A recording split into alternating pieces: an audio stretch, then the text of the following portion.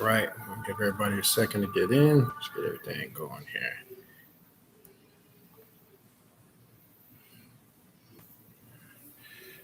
All right. Live on there. Just wait for everybody to get here. And let me get some music here while we waiting. Let me get cranking. All right.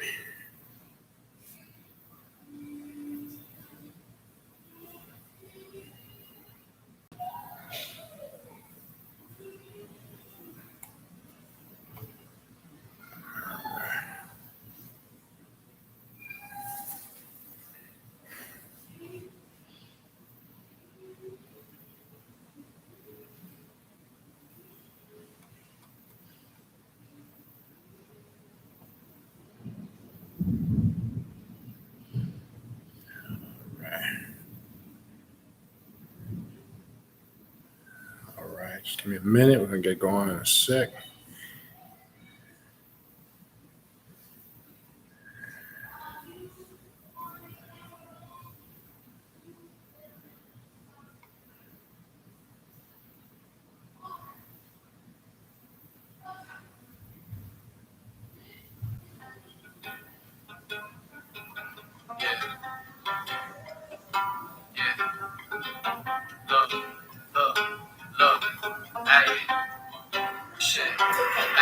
My back got night wounds. Night after night I plan revenge. Success is bout to. I've mastered how to kill with nothing but my pen tool. I had to die just to come back and now I'm brand new.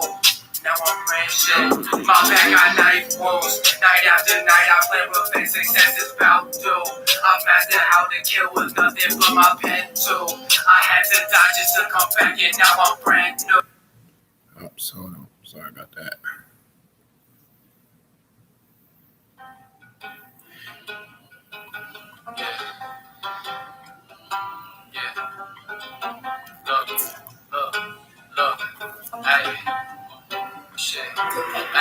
My back got night wounds. Night after night I plan revenge. Success is bout to. I've mastered how to kill with nothing but my pen tool. I had to die just to come back and now I'm brand new.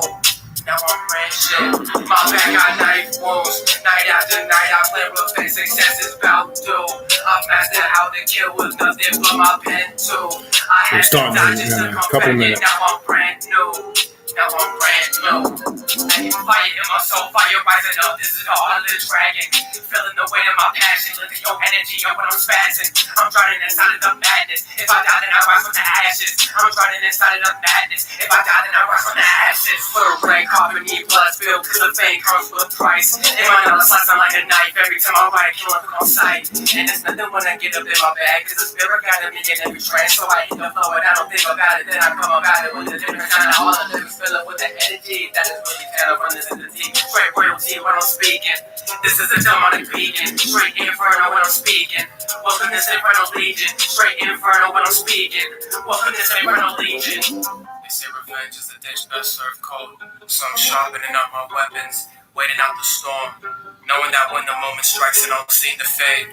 I'll be there ready to take your motherfucking life. My back got night wounds. Night after night I plan revenge. Success is bout to. I've mastered how to kill with nothing but my pen tool. I had to die just to come back and now I'm brand new.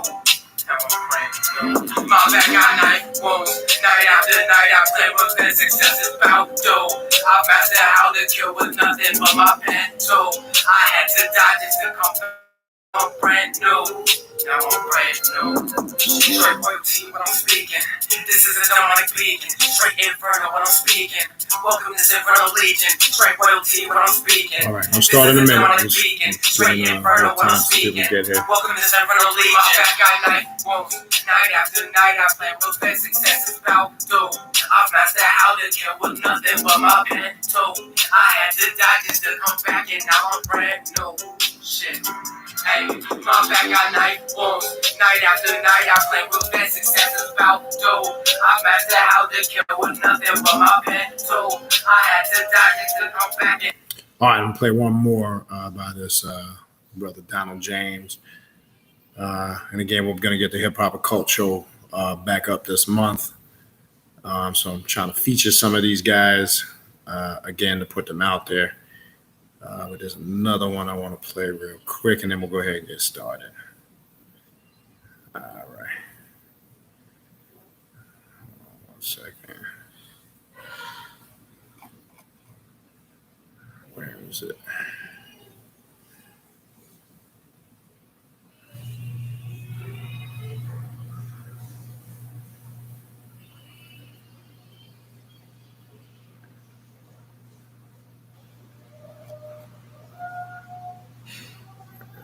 One second.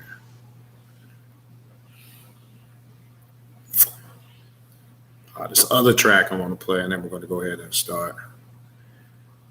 Looks like that one was removed. Don't know what happened. All right, we're going to go to something else.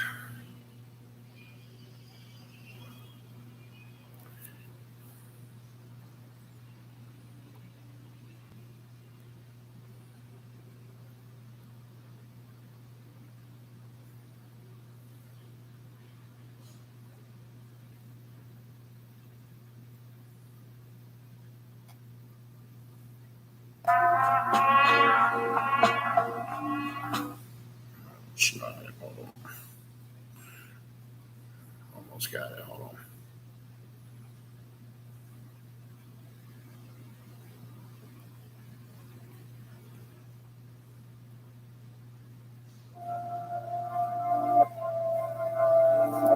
Here it is. Here's another one from Donald James and the Heathen. Yo, I am a god so godly, embody, start right after this. Energy, welcome this entity. I am a god so godly, embody, spirit and energy. Welcome this entity. I am a god so godly, embody. All right, we're gonna start in a minute. I'm just gonna run through some quick announcements, give people some updates on the conference. Pretty much got everything set. We'll talk about that in a minute. And we'll kind of get into it. Taking my body possessed, calling my God to the west, taking my body possessed, calling my God to the west, taking my body possessed. This is Donald James and the Heathens. You can pull their music up on SoundCloud.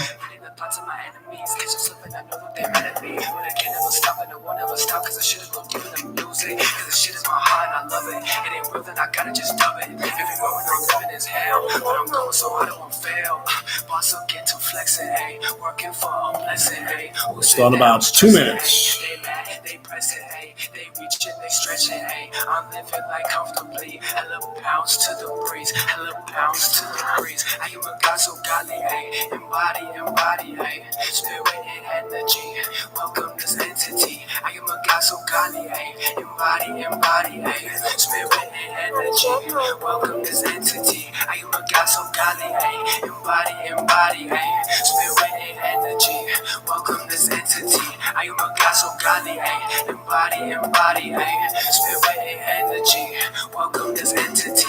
Calling my god to the west, taking my body possessed, calling my god to the west, taking my body possessed, calling my god to the west, taking my body possessed. Let's get going here. Calling my god to the west. This going down again. That's Donald Pleasance and the Heathens. Check them out on SoundCloud. Fuck you motherfuckers talking about. We're living like gods on this side. You're living like frauds on the other side. Fuck on my face with that energy. Hey, yo, I am a god so godly, embody, spirit and energy. Welcome this entity. I am a god so godly, embody, spirit and energy. All right, I want to welcome everybody. Let's get going here. Just run through some quick announcements. Obviously, first and foremost, the Journey to Black Adept Conference 4. As I said, I update everybody regularly. Again, everything's still good to go. We pretty much have everything organized now. We have the full itinerary, which will be handed out to people the first day they arrive. We do have people now signing up, listening to what I said last time. Again, if you're coming live, we definitely, virtually is one thing you can wait till right before to sign up. That's fine. Virtual is not an issue, but if you are gonna attend live, you definitely need to reach out and start signing up to do that, because we are gonna put a head cap on it to keep the space. And now that I've said that, people are really starting to sign up now. I know several more signed up this week. Once you sign up, I reach out to you with a confirmation email, kind of a brief synopsis of how the event's going to take place. Also, for those that have signed up and are physically coming live, if your flight gets in before 8 o'clock Thursday, I know not everybody will be able to make it. I am going to have a meet and greet with people on Thursday evening, the night before the conference. That's just for those, obviously, whose flight will get in on time. Obviously, I know everybody's coming in on Thursday, but some people might be getting in on later flights that may not be able to get there in time. But I'll also reach out to you guys, but I'm also putting it out there for anybody that has already paid and registered for the conference. We will get together Thursday night for a eat, a little bit of dinner, and a meet and greet. The event starts sharp on Friday the 29th at 9 a.m. We have the full itinerary for both days. We have 4 lectures and presentations, and the rest are workshops and classes. We're going to be, how to work with the chakras, how to activate them, proper meditation techniques. We have a sex magic and sex magic astral class presentation that we're going to be doing. It's a lot of good stuff, more. We'll also, shadow work we'll be touching on. Also, another important workshop that I think is going to be very beneficial for everybody, ritual tools, how to work rituals and plan them effectively. I think these type of workshops are going to be important because this year we kind of wanted to create more of a hands-on, environment where people can actually take the workshops and the information and apply it. So a little more of a hands-on. We changed it up a little bit this year. We have a different venue. As you know, the event will be taking place down in Hollywood, Florida, which is the southernmost part of Fort Lauderdale before you get into Miami. It'll be at Cultural Expressions. But again, if you sign up, you get all that information. So I encourage you, if you're coming live, not so much virtual. Virtual, you can wait till whenever, as long as you get signed up right before the event. But if you are coming live, I would encourage you now. We are in September. We are close. We're at the midpoint of September. Really, we got about 5 weeks left, believe it or not. So it's right upon us. So I would encourage you, if you're coming live, definitely start signing up immediately. Because once we hit the cap space, we're gonna cut it off. Also, if you are interested in a spiritual reading or consultation, if you look in the description box here, the videos and on the different platforms, I offer a variety of them. Clepothic demonic readings, which is a great place to begin. Shadow work readings, which a lot of you have reached out to me for that. That is an excellent place to begin and start, and to point you in the right direction as far as what type of work I need to be doing that's affecting me and what's going on in my life right now. That's how you should plan your ritual work, based on needs, not just wants. So shadow work reading is great for that. Deity readings, which again are not because you're doing a deity reading means that you worship those deities, but it gives you a good, clear-cut, concise information on what deities or energies influence you based on your astrological and your birth. So there's astrological aspect to that spiritual reading. I offer that. And one that's really starting to grow now, the Egyptian oracle readings, which is working with the Egyptian deities or pantheons and connecting with those spirits. So reach out to me if you're interested in that. In your email, please include days and times you're available in the time zone you live in, because it just cuts the back and forth. It makes it a lot easier. Also, reminder, tomorrow, I want to get into some upcoming classes. First of all, also check out my Patreon page, patreon.com/Beniti, Baniti, patreon.com/Beniti, Baniti. That's where I do private classes, lectures, and rituals for Patreon members only. I definitely recommend tier 3, which is $25 a month, gives you access to all the classes and the rituals, the most popular tier. There's also mentorship programs on there.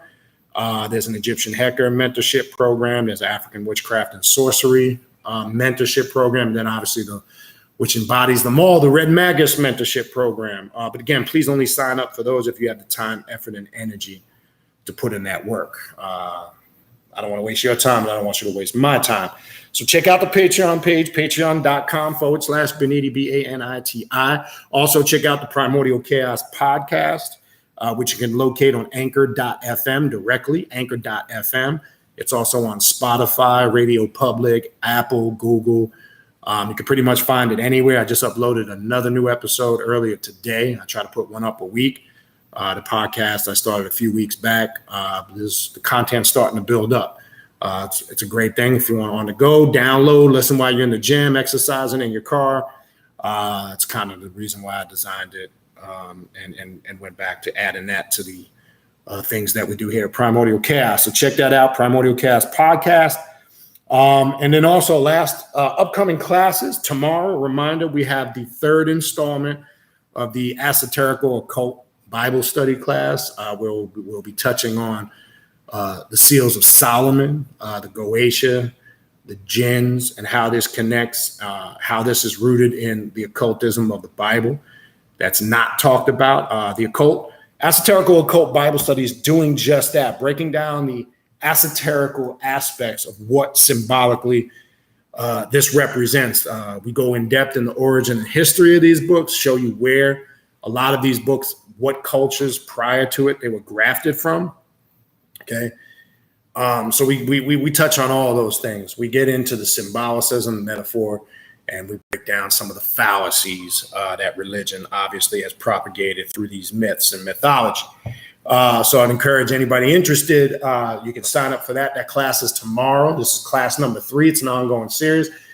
People reach out. It doesn't matter if you missed the first 2. You can always, they're all archived on Patreon. So if you do join Patreon, you have access to the series of ongoing classes that we have. So this will be class 3. How to sign up for that is right here in the community section of YouTube. It's on Primordial Chaos 9 on Instagram, Primordial Chaos on Facebook. The class will take place tomorrow, 3 p.m. Eastern Standard Time. The class is $56. It could be paid by PayPal or Cash App. All that information is available on those platforms, or you can shoot me an email here at khnum19@gmail.com. And then some upcoming classes last, and then we'll go ahead and get into what we got to get into.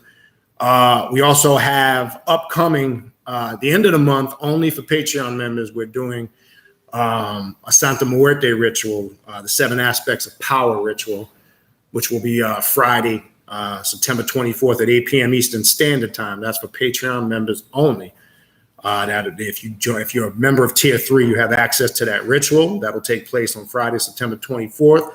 8 p.m. And then in the month of October, we've added 2 more series. And I'm probably going to focus on these ongoing series that we have. Saturday, October 2nd, 3 p.m. Eastern Standard Time will be the first class of the Sith Alchemy and Dark Side Philosophy class. I'm going to show you how you can use Sith Alchemy and incorporate that in your spiritual work and practices. It's a real powerful form of shadow work when integrated correctly. So the class will be focusing on that aspect of connecting with Sith philosophy or dark side philosophy and really what that represents. That class 1, that'll begin Saturday, October 2nd at 3 p.m. Eastern Standard Time. And then Saturday, October 16th, we have the Eastern Left-Hand Path Occult Magic class series, which we'll be covering working with the masks of Melek Taus, Ahriman magic, working with the mask of Ahriman, working with Shaitan, the Jinn, Iblis, some of the spiritual practices of those assassin or occult orders from the Far East.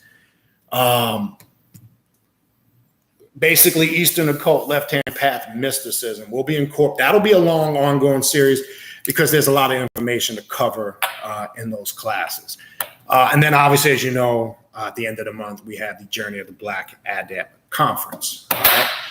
There is a group rate for couples for the conference if you attend, and also there is a discounted rate, which is the same as the group rate for those that are Patreon members and want to attend the conference. Just reach out to me and I'll send you that information. And that conference, again, will be the main focal point at the end of October 29th to the 31st. All right, that's all I got for announcements. So let me get into it. Let's talk about a few things. A lot of shit going on, obviously. Look, I know people reaching out to me, bringing up a lot of things, shit that I don't really care about, to be honest with you. We still have people that are glued to these conscious platforms that I care nothing about. Whether you follow it or not, I know a lot of people have brought to my attention the situation with some of you guys might know about this guy, Brother Polite. I try to tell you guys, nobody want to listen. That conscious community shit breeds pedophiles, criminals, scam artists, hustlers. They all got in the jail. I keep trying to tell people that. Whether it's Umar Johnson, how quick people forget, just a couple of years ago. As I said before, I'm not going to stay on this too long. I'm going to move on because I don't want to waste my time on this shit. If you remember a couple of years ago, this man was walking around saying he was celibate, holy art thou, and then he got caught, buying pussy in hotels and going to strip clubs, and everybody gave him a pass. And I don't have a problem with that. That's not what the problem is. It's when you present yourself as being holy art thou and infallible. I couldn't care if any man goes to a strip club and does whatever. Who cares? But when you're trying to portray yourself as holy art thou, as some type of cult figure, some type of Messiah savior figure, you set yourself up for failure. Okay. And that's why I keep telling people, stop following these con artists, these hustlers, these Messiah type figures, because you're going to find out at the end of the day what the shit that they're really up to is going to come to the surface. Or as they say, the chickens come home to roost. So does any of this shit surprise me? No. Because usually these cats are hustling money, running scams, and then a lot of them, their mental sicknesses and illnesses come to the surface because when they get a little taste of power, it corrupts them because they don't know how to deal with power. Okay. And that's why we don't fuck with none of that stuff. We don't affiliate ourselves with any organizations, groups, because all that group shit, clique shit, as you know, I've been calling it for years now, Mickey Mouse clubs. I don't fuck with none of that no more because of all the drama and politics that go on in that. Now, I'm saying that to say it don't mean you can't belong to a group to advance your personal growth. But when that group starts to influence how you think and what you do, that's a problem. Okay. So I'm not, by all means, I'm not saying you can't join some esoteric or occult order because I belong to them. You understand? Am I as active in them as I used to be years ago? No. But I don't let that dictate or influence my own personal choice, liberty, and freedom. The problem is people want to follow these fucking people and they put them up on a pedestal and they make them into some infallible figures, and then some shit like this goes down and you see what happens. But anyway, not to spend too much time on that. I don't want to waste my time on that. I want to get into the topic. As I've said before, we see a lot of things going on in the world. We see times are changing. We see spiritual energy is shifting. Some people are gradually transitioning with these shifts, but unfortunately, some people aren't. They're struggling.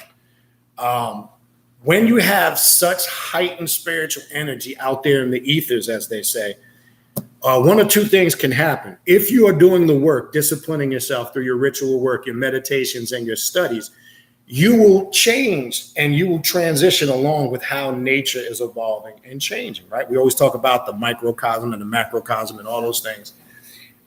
These things, you will make that transition naturally. But what tends to happen is when there's a lot of confusion, self-doubt, and lack of personal discipline, a lot of chaos sets in. And that chaos starts to devour and control you. You can't process information. You can't process change. Periods of difficulty, strife, and struggle becomes overwhelming and it devours you because the mind, the emotions, and the frequencies and the vibration are not in alignment with the same change that's taking place all around you and in nature, in creation, and within yourself.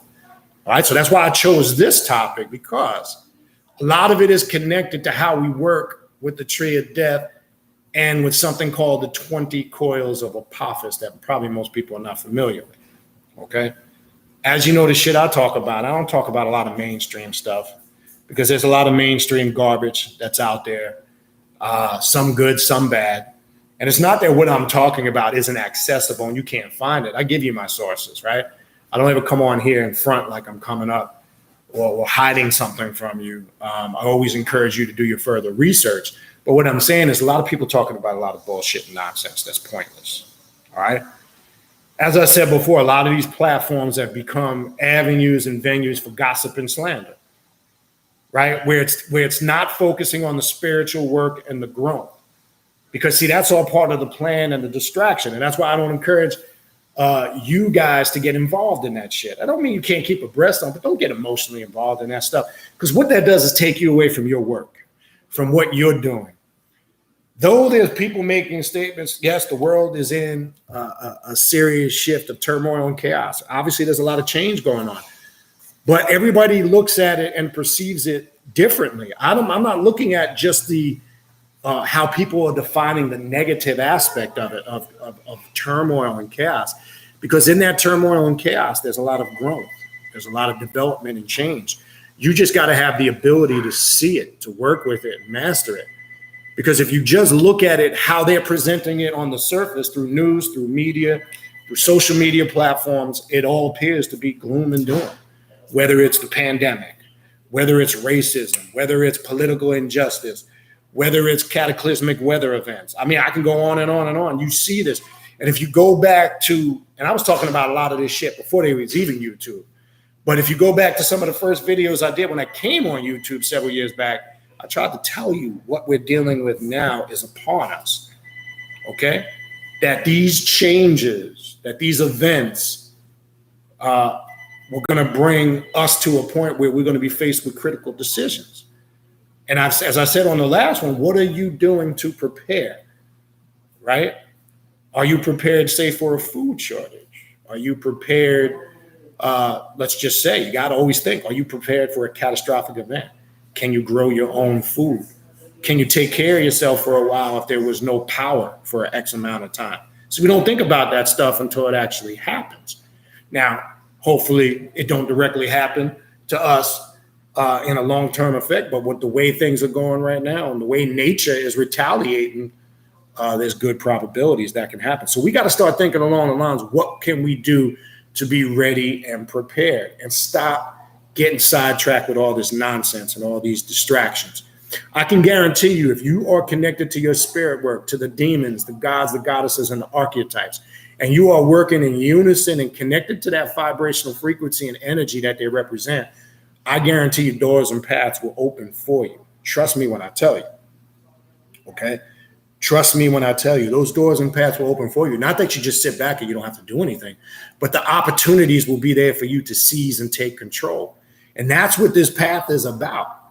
This path is about taking control of your destiny, not waiting for somebody else to do something for you. Because if you sit around waiting for somebody or something to do something for you, you're going to be sitting around waiting for a long ass time. All right. So I'll get to your questions and your comments after I go through the material. So if I didn't greet everybody personally, I want to say peace and greetings, infernal blessings to all. Kiona, I did see your email. One last thing I wanted to ask you, if you're on here, you might know, send me the size of that statue too, if you know the size in inches, because I'm definitely going to link up with you to grab that. I'll talk to you about that further. But give me the height of that. It looks like it's a decent size. If you know the height, send it to me. Or you can just type it in here or just send me an email.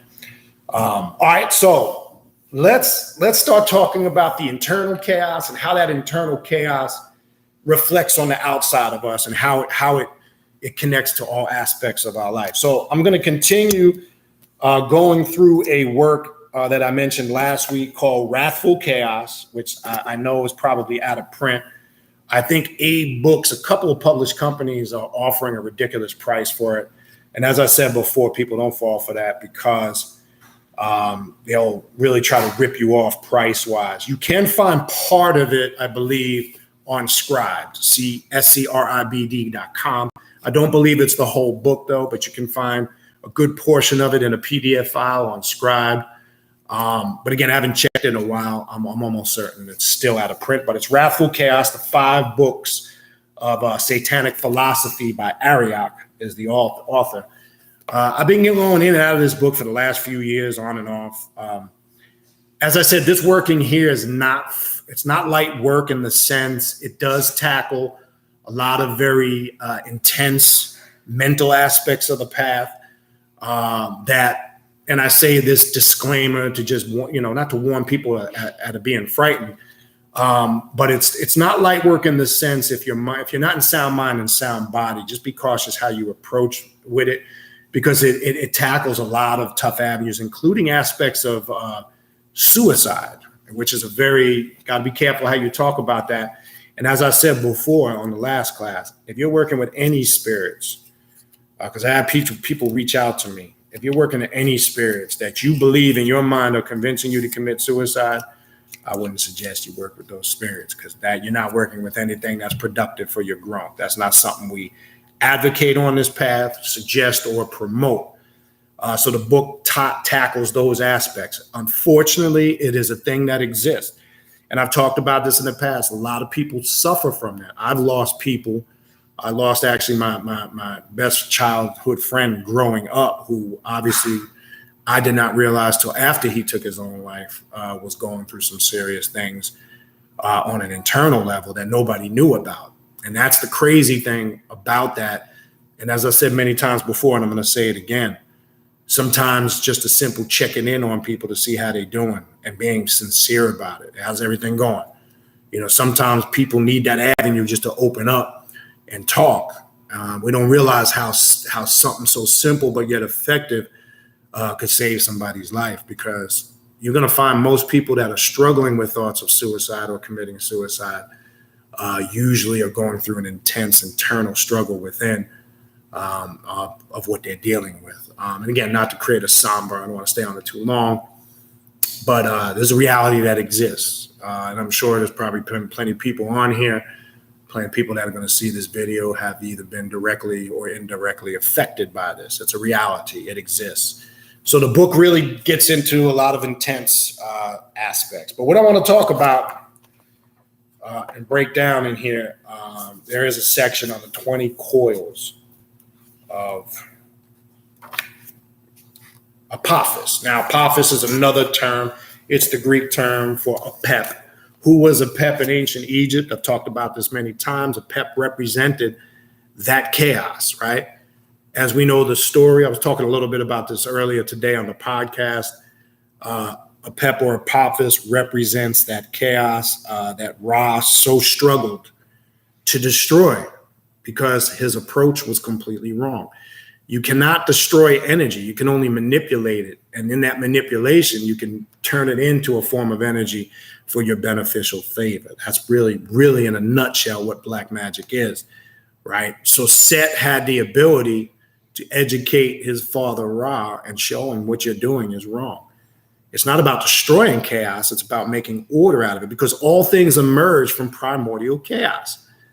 That was the first form of what we call existence. It's the best way we can explain it in human form to things that are confounded by person, place, or thing, to give us a visual and a verbal understanding. Remember, we're trying to explain certain things that are by nature that vibrate outside of person, place, or thing, but we have to use words and metaphors so the human mind and physical form can grasp onto those concepts, right? So the primordial chaos that you might see in various different grimoires and ancient texts, such as Tiamat, when you read some of the ancient Sumerian texts of scriptures, the primordial chaotic waters of Nun in ancient Egypt, many different of these cultures that predate biblical cultures had this story of things emerging from this primordial chaos, right? Well, that's really what Apep represents. Now, we hear the word chaos. We have to be careful, because chaos on the surface, we hear that word, it automatically, the mind shifts to things that are of a negative nature, or what we might describe as negative. Because chaos, obviously, as we know, or how they've taught us, chaos is not good. When things are in a state of chaos, that's a bad thing. Yes and no, because in that primal chaotic energy, there's a lot of power and raw energy. So it's knowing how to facilitate that power, manipulate it, and most importantly, how to make order out of that chaos, especially order out of your personal chaos. So the 20 coils of Apophis, when working with the tree of death and their sigils, when you go into the abyss, in essence, and it's going to connect to the tunnels of Set, which we'll talk a little bit about. I'm not going to get into that, because obviously the connection with Set and Apophis are strong. And if anybody has ever done work with Set and Apophis, you know how powerful that is. Now, this is also very important if you're looking for an aspect to do very personal, intense shadow work. Because remember, all of our ritual work to a degree involves what we call shadow work. What is shadow work? Shadow work is uncovering the hidden self, so you can know thyself. And when you know yourself, your strengths and your weaknesses, you can start to evolve and grow. And all ritual is designed to evolve and grow, right? So Working with the tunnels of Set, the 20 coils of Apophis and the abyss are powerful tools in that recognition or that awakening. I'm going to be honest with you. As I said, is it for everybody? No, it can be very intense because it wakes up a lot of dormant energy, good and bad, that reside within you. And you must be ready and willing to embrace that energy and face it head on. So let's run through a couple of things. The abyss on the tree of life, right? The door offering or the entrance, as they say, to the Sitra Akra, right? As I said before, I'm in the midst of doing a whole, believe it or not, I'm not going to get into detail. I just began a whole year's worth of work with the dark, demonic, feminine energy, which is working with a lot of different feminine archetypes and demons. And I just began with Lilith and finished.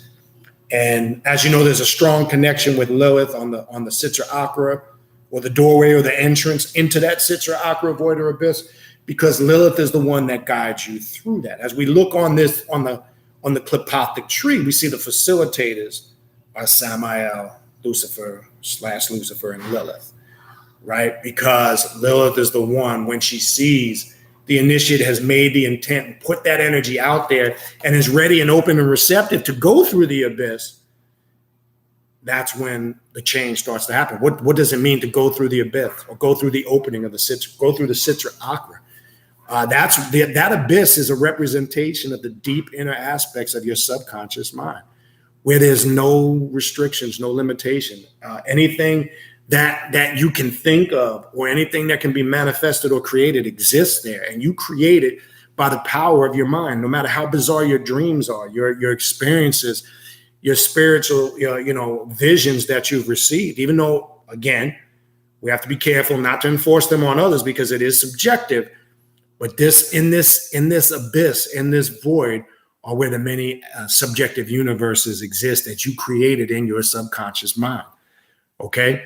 Now, some of those universes or multiverses, as they say in clipothic alchemy that we talked about last week, not all of them are real to others because some of them are self-created. Remember, the God that's at the root or the center that's building and creating and building and destroying simultaneously is you, by way of the power of your mind, the strength of it, but also the weakness of it.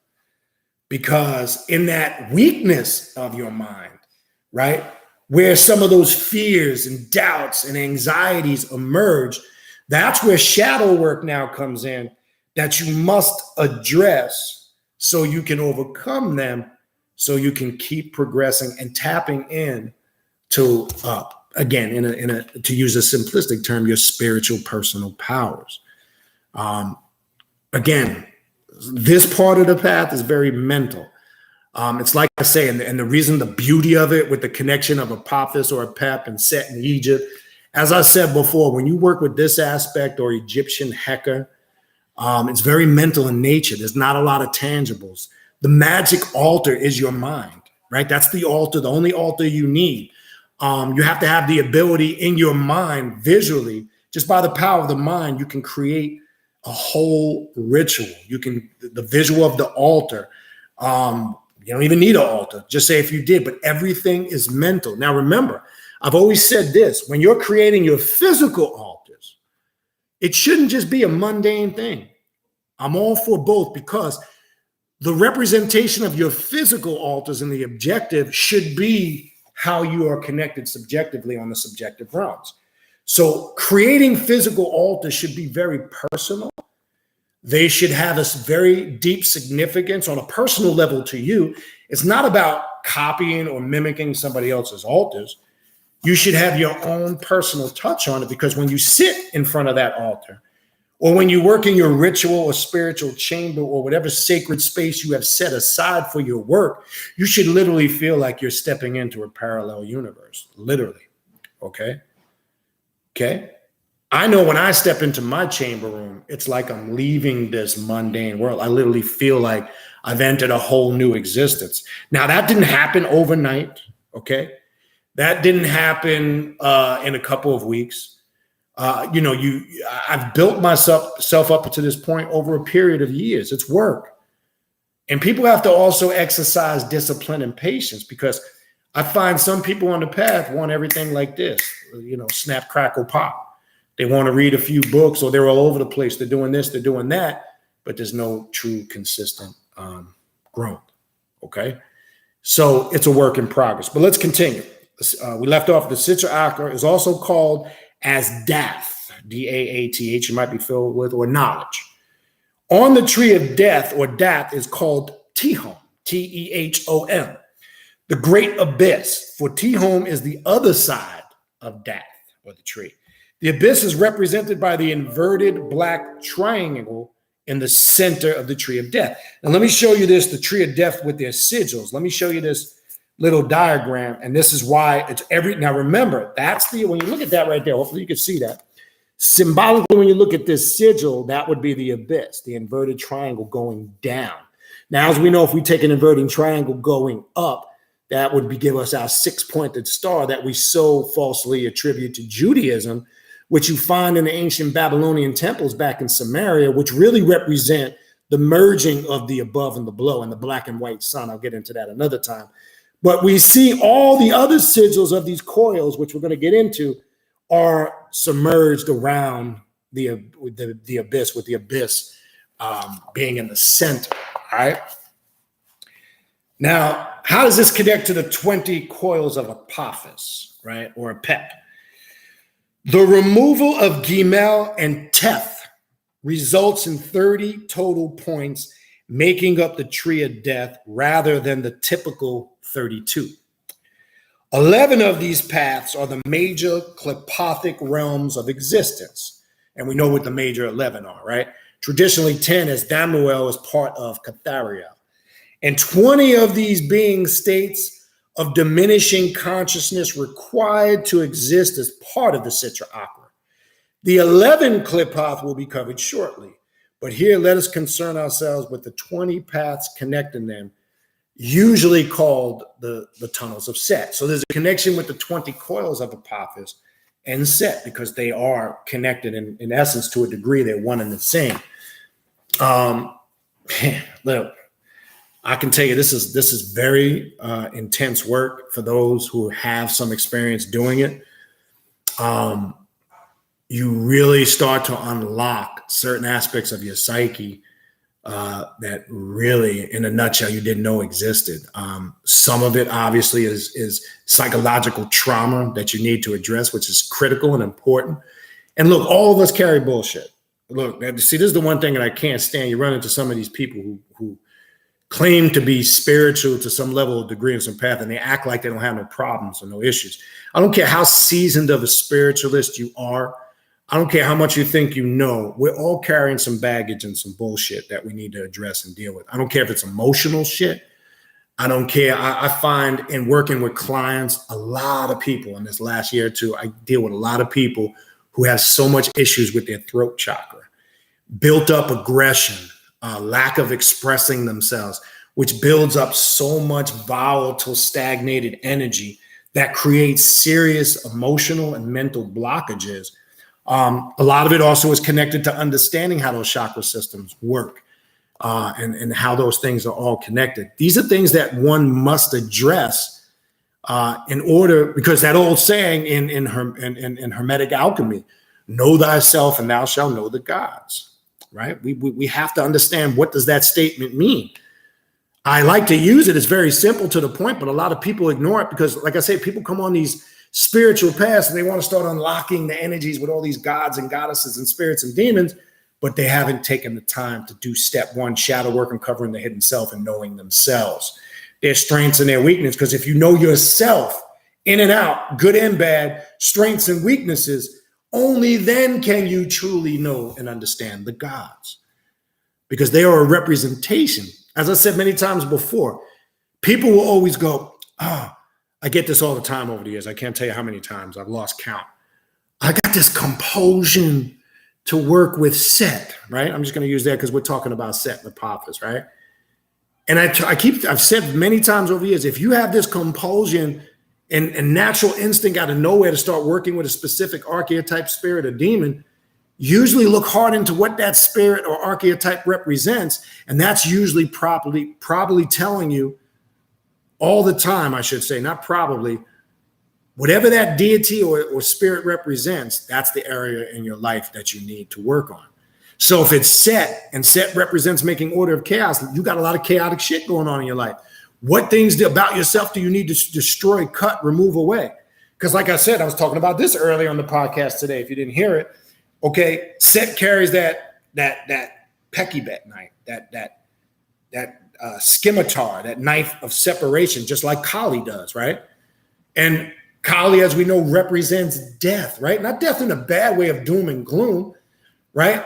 Because you see Set, even Sekhmet, as I talked about earlier, carries that scimitar or that pekibet knife of separation. But Kali's a great representation of it because you see her with the severed head. You see her with the blood dripping, you see all on that pekibet or scimitar knife, right? And the thing that's important to understand about that, though those images can appear to be very gruesome, it's a reminder that we all at some point will taste the abyss in its fullest glory. You know, it's that fear, that thought of, I'm gonna keep it what it is, because going into the abyss makes you realize this, of going to sleep one day and just never waking up again. See, a lot of us haven't contemplated that, right? No matter how powerful we think we are, how much we think we know, and what we think takes place on the other side. I've listened to people talk shit for years, going through texts like the Book of the Dead and the Tibetan Book of the Dead, going through all these texts and they think they got a lock on the afterlife. They 100% think they know what's going to happen when they transition. They got all these theories and concepts, but you want to know what the reality is? You have to raise yourself up to the realization of exactly what happens. Bottom line, ain't nobody can tell you exactly what happens at your moment of transition. I know people like to think they can. I know like people want to share their personal experience or insight on it, but we found through research and time, it's not the same for everybody. Why? Because everybody's taking a different path, trying to get to the same destination, but everybody's doing different things to get there. And that's going to affect how their transition takes place. A lot of it is personal, and you get raised to the realization of that understanding in your ritual and your personal work. So no matter what text you read, no matter what you think you know about the afterlife, bottom line is you don't really know shit because you're still here trying to tell in a mortal state mortals what happens in the afterlife. Now, yes, you could say, well, I have out-of-body experiences. So do I. I astral travel. So do I. You understand? But you cannot tell anybody step by step what is the process exactly and how it happens in transition. You can give theories based on your personal experiences and your research and your work, and that's okay. As long as you're not promoting it as the tell-all be-all. I don't care who you are, what title you have, what teacher, what you claim to know. That's why I never, ever make statements like that, because you come to the realization of that in your work. I can only speak for myself. In working with Samael, I've come to the realization of tasted death, literally, and have experienced it the way I needed to experience it, feeling the emotions, the frequencies, and the energy and what it really represents. Frightening at first, depressive to an extent at first due to the fears and the anxieties, but then to understand after getting past that, it's not what we think it is. Now, again, I'm not going to sit here and enforce my philosophy on that because it's based on my experience. And if you accept that, it'd be foolish. But I can tell you, okay, I can tell you, have your own experience. Don't let nobody tell you how, when, where, and why, because that would just be completely fucking foolish. Okay? But let's continue. I know I got a little sidetracked. When these paths are symbolized by tunnels and called the tunnels of Set, and you can find some of this information. Kenneth Grant, who was very big on Set Typhonian magic and working with the tunnels of Set. You can Google him and pull up a lot of his works on this. A lot of this stuff I'm talking about is influenced to a degree by some of the work of Kenneth Grant. He tackled some unique things for those that are familiar with Kenneth Grant and his work. He definitely tackled some of these higher mental aspects of this path, which I think are critical and important. So I've encouraged people to look up his work. All right. It causes the magician to visualize him or herself as being the one traversing these tunnels, and this journey is one of will. The magician is willfully venturing through the tunnels of Set until finally arriving at a major clipothic spear or branch, as they say, or husk or branch on the tree.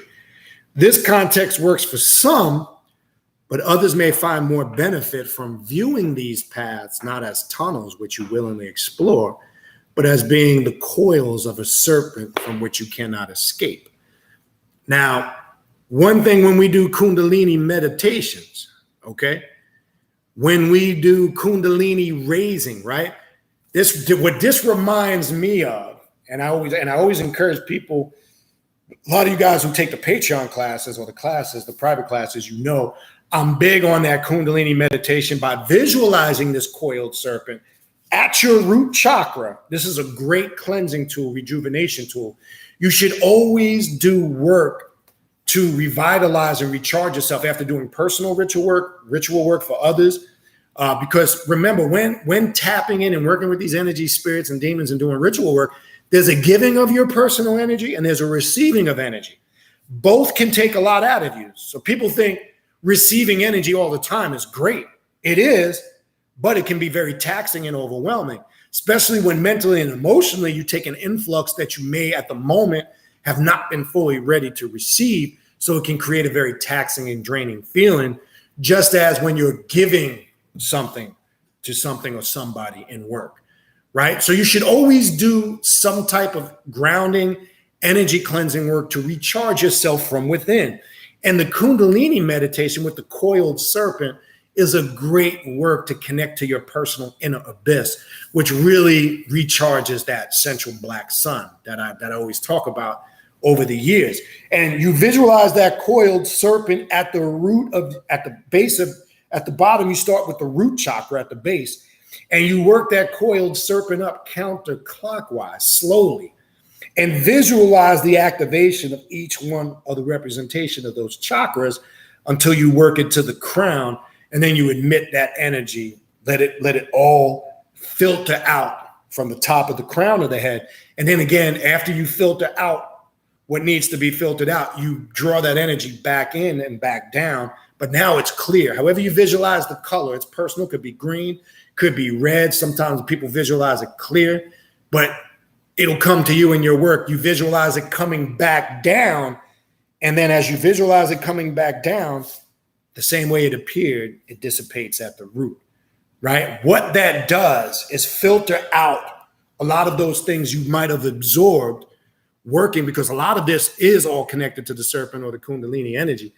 It filters out all those things you absorb that could be draining you, all right? And then when you bring that clean, clear, unfiltered energy, light that you're visualizing back down in, you have now rejuvenated and recharged that whole mechanism of how all that works.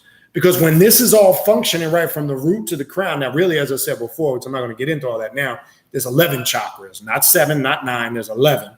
Most just talk about the 7 or the 9, right? There's 2 chakras that are not even connected to the body that we connect with, especially when it comes to our subjective experiences. It's how we connect to the spirit realm. In draconian magic, they call it the dark star chakra. You find Michael Kelly talks about it, Asenath Mason, a lot of draconian magicians. And the other one, they also talk about the 10th and the 9 that comes back to the mammalian or reptilian part of our brain. Understanding them are important because this is the part of that doorway of going through the abyss or the Sitra Akra. Now, again, this is a lot of the shit we talk about. We expound, we go in depth through ritual work and more detail than some of the online classes. The Patreon classes, but I'm going to talk a little bit about that here today too. Because I don't think a lot of people really understand what it is to work with the tree of death or the clipot. There's a lot of fluffy shit out there, and I got to call it for what it is. Because, look, it's not to be judgmental. It's just being factual. You could pretty much smell somebody when they're full of shit, okay? For the most part, all right? I know for me, and I'm not going to sit here and waste my time going through how, but for my own understanding, I just know when somebody's full of shit. We have a lot of what I call armchair magicians on YouTube and all these social media platforms. They put all these posts out there talking all this dark and dreary shit. And then when it comes down to the essence and the substance of what they're saying, or if you talk to them in person and you really pick their brain, you start to see they don't really know nothing. And I say that to say not because it's a knock or criticism, it's just for what it is. And it's for us to be cautious and beware and not to get caught up in the sensationalism of other people's experiences, but have your own experiences. What you got there, buddy? Let me see. Why don't you bring that over here? See if the little guy, go ahead, bring it over here. Little guy's playing with the skip. He's getting ready for Halloween. He's got his own ideas. Now this, I told him to bring this over there, the skith, right? Which this is part of the cutting away process. I'll get into that in a minute, all right? But as I said, you have a lot of these armchair magicians out there. Don't get caught up in the hype. Come to the realization of your truth based on the fact of your own experiences. Now, it doesn't mean, as I've said 100 million times before, or maybe I would exaggerate, not 100 million, but you get the point. You might have similar experiences, and then you can start a dialogue and a conversation, but never co-sign and just agree with some shit. You might like it. It might sound cool. Let me get one of those, man. Let me get one of those. Fresh baked chocolate lattes. Thank you. All right. But yeah, have your own experiences is the message there. All right. Let me continue. We got a few more things to get through, and then I'll go through some questions. All right.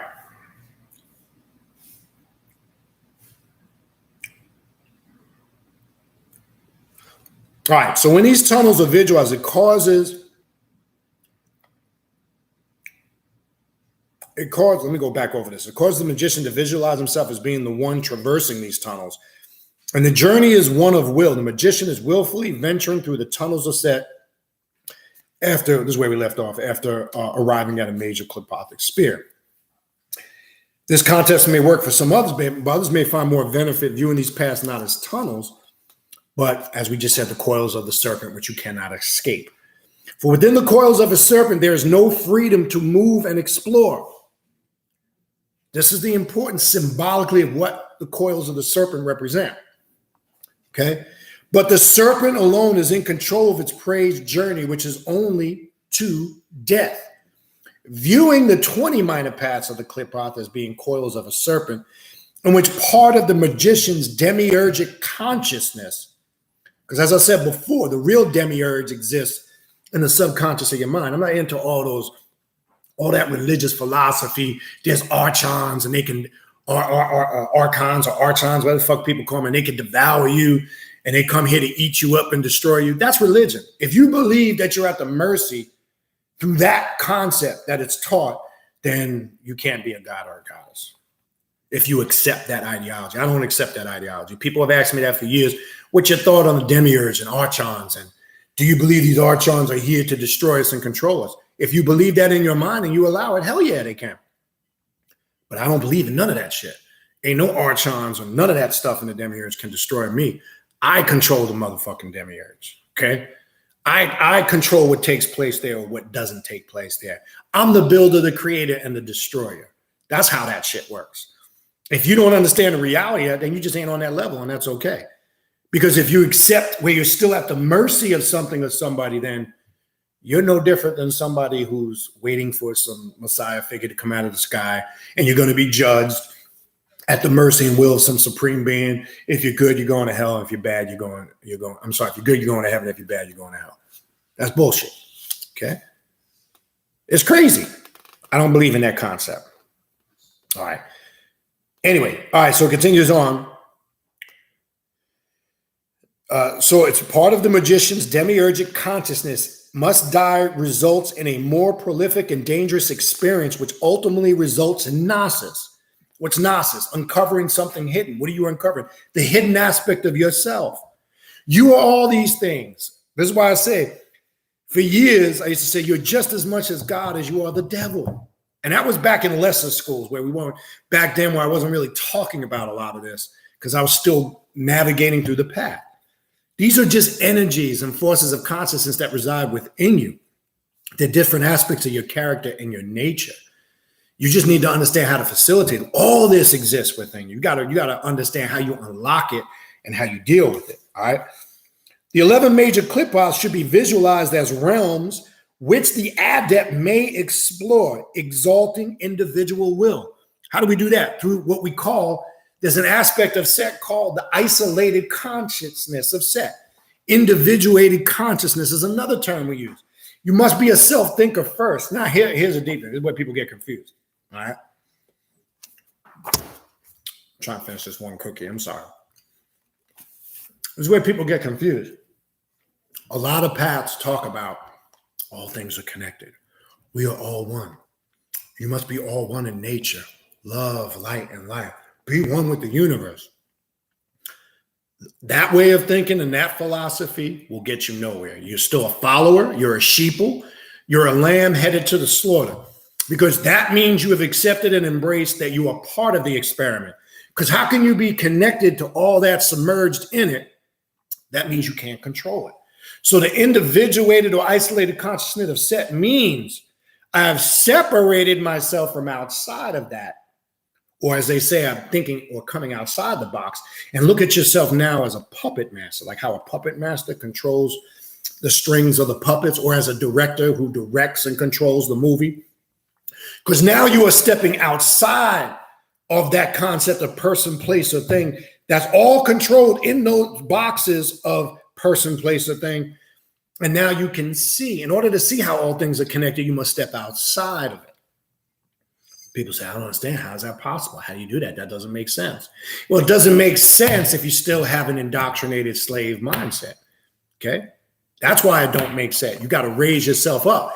And isolated consciousness of Set and doing the work with Set and going through these 20 coils of Apophis and the tunnels of Set open you up to the awareness of that, because all of it is designed to take you outside of a nonconformist approach and way of thinking.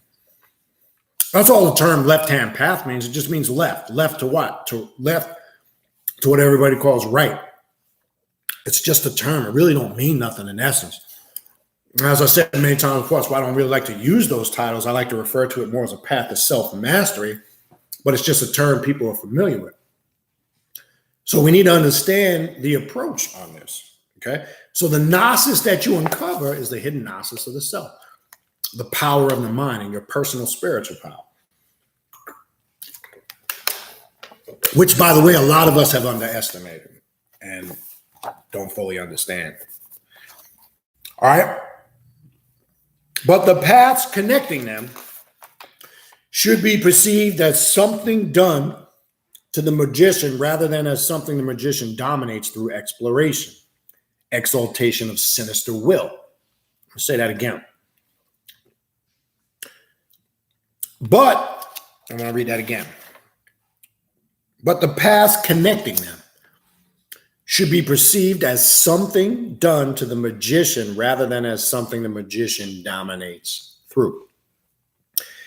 Exploration of sinister will. The 20 coils of Apophis, which are states of death consciousness. Notice it says death consciousness. What the heck is death consciousness? Death consciousness. What that symbolizes in working with these coils of Apophis or tunnels of Set, killing and destroying all the old ways of thinking. You must destroy or kill those corrupted, indoctrinated systems of consciousness that have plagued you and kept you indoctrinated. Religion, societal philosophies, and conformist systems of indoctrination. Okay? Those have to be killed and destroyed so you can really open up the mind to be receptive to the higher states of what you need to connect with, right? This may be also viewed as being intelligent agents because all things have consciousness. However, it is important for the adept to not limit these paths to being conscious intelligences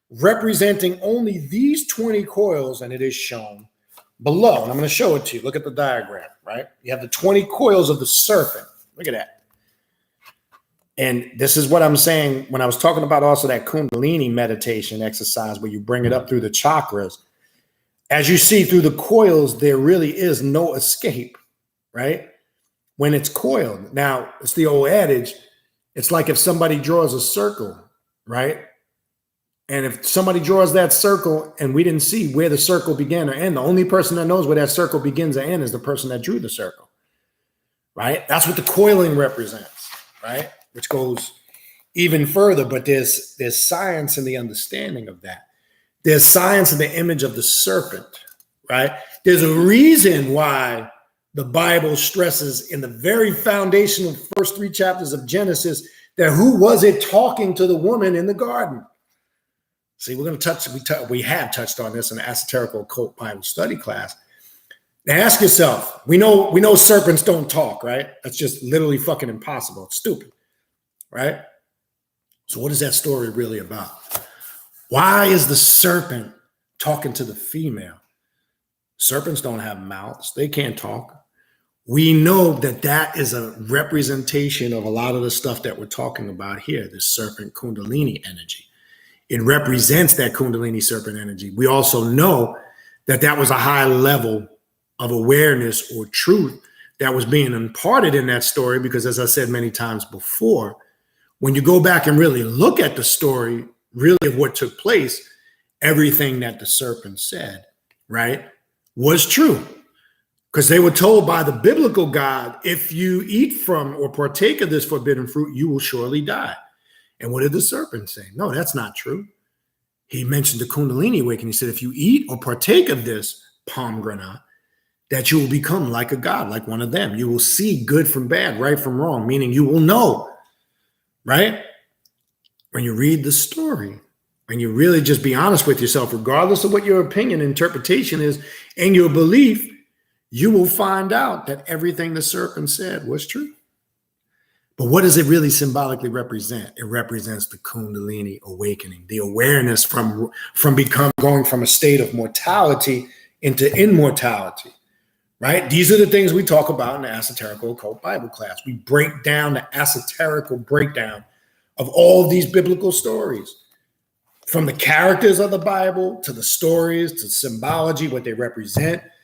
And we take you how it goes into really as you navigate through the representation of Lucifer, the light bearer. As I said before, that God of the Bible, they got it twisted. That ruler and God of the Bible is the light bearer, Lucifer. There's really no separation between the character Jesus and Lucifer. You'll find that out when you study, right? They've been running this fucking con game on people for years. For years. You got to wake up to the reality of this, but I'll leave that for another conversation. All right. The last thing I want to talk about, get through this, not too long, the 4 anti-worlds that are connected to this. Okay. All right. I'm just going to give you them quick, and then I want to go through them. The first one, as they describe it, working with these coils, is Atziluth Chosek, which means dark emanation, right? This world represents that which is beyond the God's ability to understand. It is the only real world, as the other 3 are projections of it. So this is when people see, you have people always use the term, oh, everything's an illusion, but they can't really explain how it's an illusion. Because everything emanates from this first, when we say anti-world, right? We're talking about symbolically on the other side of the void and the abyss, right? Within this world, there's archetypal intelligence of chaos, which is entirely beyond the understanding of the God and his creation. So you can't understand this through the monotheistic biblical God and the creation story because it goes beyond that. As I said many times before, the Bible fucks up when you just look in the very beginning.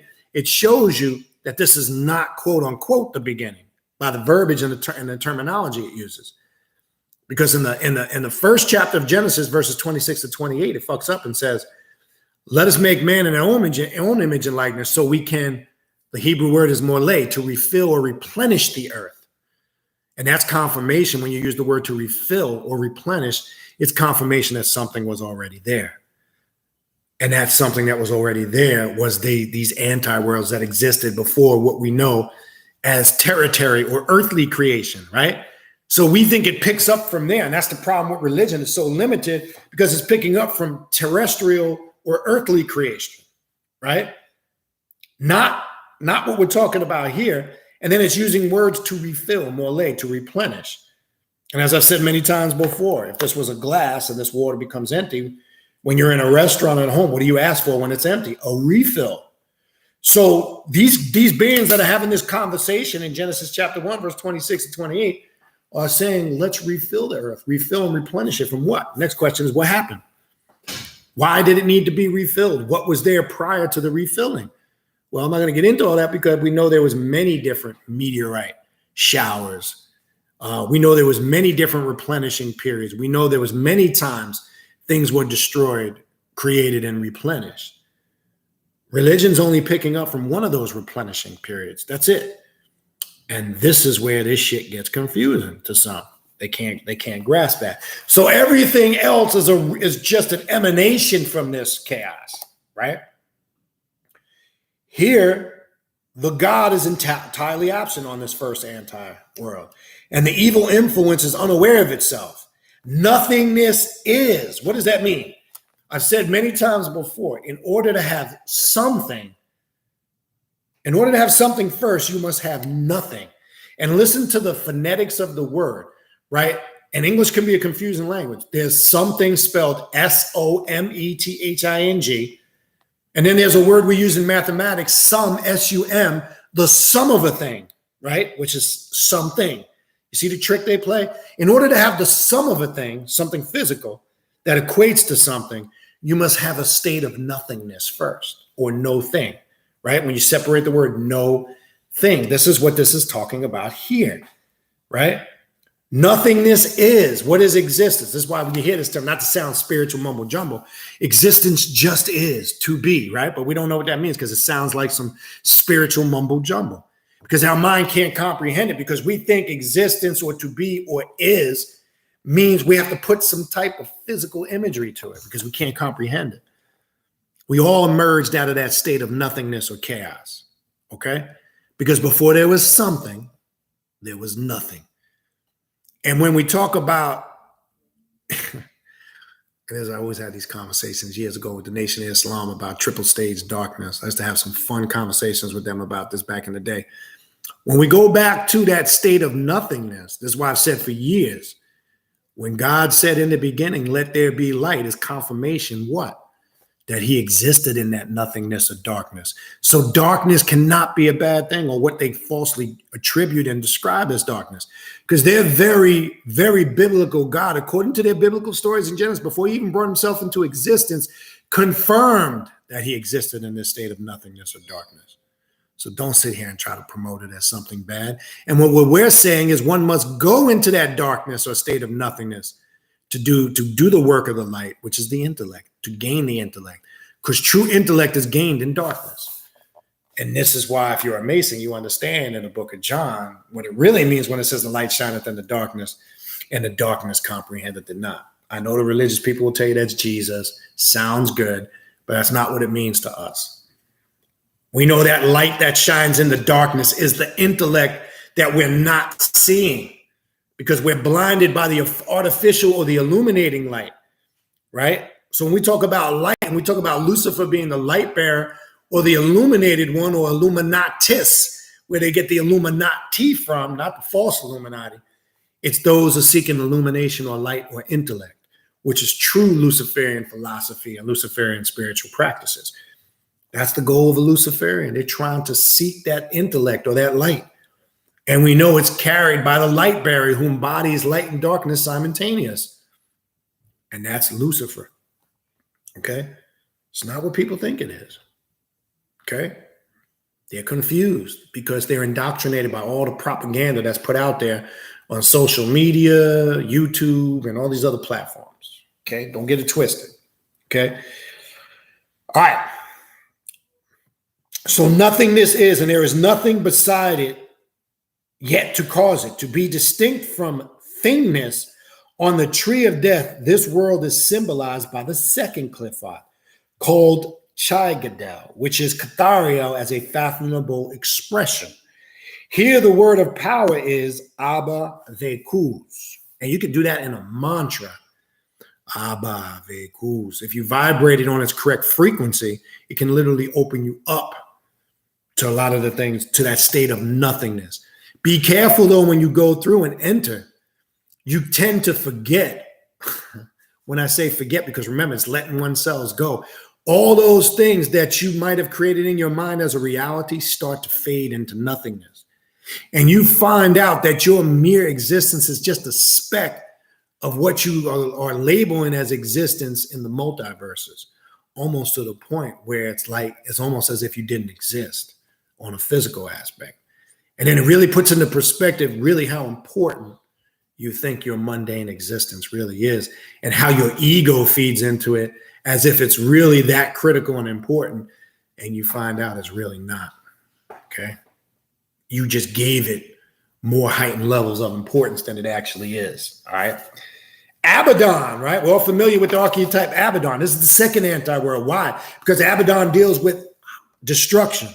We'll be tackling some work with Abaddon soon on the Patreon, right? I'm leading there. Abaddon will also be part of that Far East or Eastern mysticism occult class. We'll be tackling Abaddon.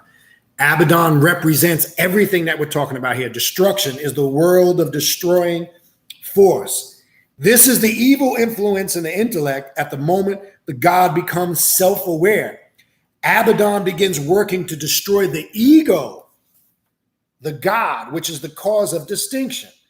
On the tree of death, this world is symbolized by the fifth cliffot, Golakab, which is the fathomable expression of Cathariel manifested as power. Here, the word of power is Ukyelem. Ukyelem. Right? When you vibrate these in mantras, and we do this in ritual work, Abba Vekus. Right? First one. Second one. Right? As we come down here, Ukyelem. Ukyelem. Once you and Amy just doing that. Once you understand, and again, this connects to your tone, your vibration, your frequency, okay? Once you are able to vibrate that mantra or that chant, what starts to happen is you become less dense. As the vibrational frequencies of your mind start to speed up, right? And as you start to tap in just in the power of the vibration of those words, you can do this with all four anti-worlds. You start to open yourself up to that awareness. Don't let nobody fool you. Sound and vibration is critical to connecting with the spirit world, because if you look in African spiritual traditions, sound and vibration is critical, because what is the tool used to open up those portals? The drums, right? And as they call the chants to some of the spirits and the demons, or the orishis, or the loa, whatever you want to call it. But there's a certain pattern or rhythm, and bata drummers, who per se in the Ifa tradition, or Voodoo drummers, have to be initiated, and they have to be able to master and play the correct rhythms and the right frequencies. Because when mastered, they know initiates, spirits can come down and mount individuals where they can open themselves up to these states of consciousness, right? Spirit possession, right? I hate to use the word possession because it's religious. I like to say where the spirit mounts the individual, and a mounting takes place, where you tap into this. But don't let nobody shit you. And in one of our upcoming rituals, we're using some of these mantras. The next one, the third anti-world, Tohu Va Bohu. Tohu Va Bohu, meaning formless and empty. It is the blending of Tohu and Bohu, and is the world of dissolution or death. This is the evil influence within the astral plane. Remember, I told you many times, said many times before, when you get and you start to obtain communication and connection with astral travel, you've now entered the doorway. It's just the opening to many realms of existence, right? It's not the tell-all be-all, right? But inside that astral plane, there are evil influences in the sense of what you created in your mind. All, some call it prana energy, but all of the things you might fear that were self-created from your childhood, from what you experienced, it's no different when a shaman or a prospective candidate to become a shaman is influenced or has to, through, whether it's through hallucinogens, they have to access this aspect of the astral plane to conquer their fears. Now, I know there's a lot of people, and I don't knock anybody that uses, ayahuasca or mushrooms or hallucinogens to activate their DMT molecule. That's cool. But I always ask that same person, can you activate your DMT molecule without the use of hallucinogens? And the answer is yes. It takes a lot of discipline and practice, because if you can only activate it through the use of hallucinogens, then you still got a lot more work to do on your personal spiritual power, because the DMT molecule can be activated without using any hallucinogen. Okay.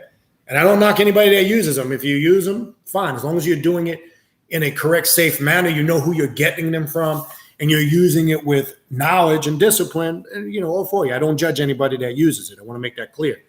But I also would encourage people to find out, because really part of your path of self-mastery is how can I activate my DMT molecule and have them same experiences without the aid of hallucinogens? And it can be done.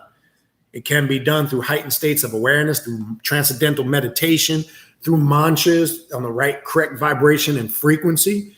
And you want to believe it or not, this might sound crazy, through higher states of the scent of smell, right? And I told you I'm very big on incense, because I've correlated certain scents that can open certain doorways and portholes that connect from things from way back. I have certain scents.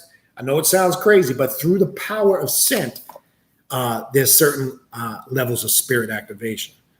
All of that is important. That's why I was saying earlier, all your senses have to be locked in to access a lot of the shit that I'm talking about here.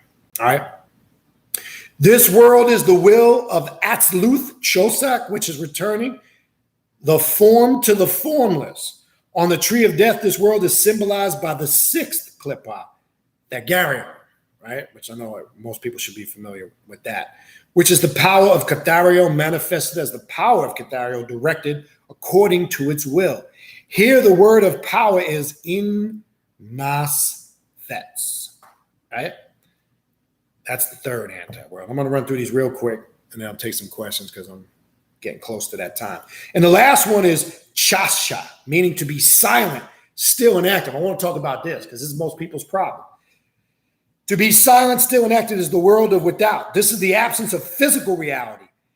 Chasha is the scratching away at the fabric of reality and is our physical experience of the Sitra Akra. On the tree of death, this world is symbolized by the seventh klippa, Arab Zalak, right? Which is the will of Cathario manifested in the cosmos as disorder and lawlessness. Here, the word of power is Agrashat. Agrashat, okay? And then the last thing, and then I want to talk about this silence. See, this is why in shadow work, sometimes we go in ultimate, complete silence and darkness. You know why most people struggle just sitting in darkness and silence? Because the real thoughts start to come to the surface.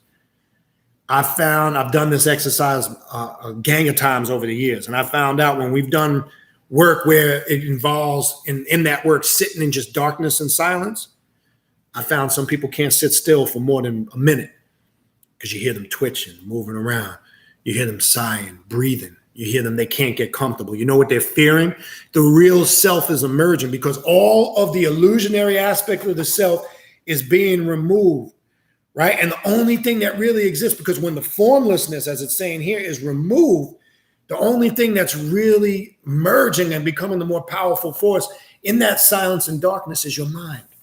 And you're struggling with it because now it's starting to conjure up all of these thoughts that don't have these artificial forms and illusions that you've given to shit in the mundane and physical world. So this is why people can't sit in silence and darkness. I'm telling you, I've seen they fidget, they move around. You hear them breathing.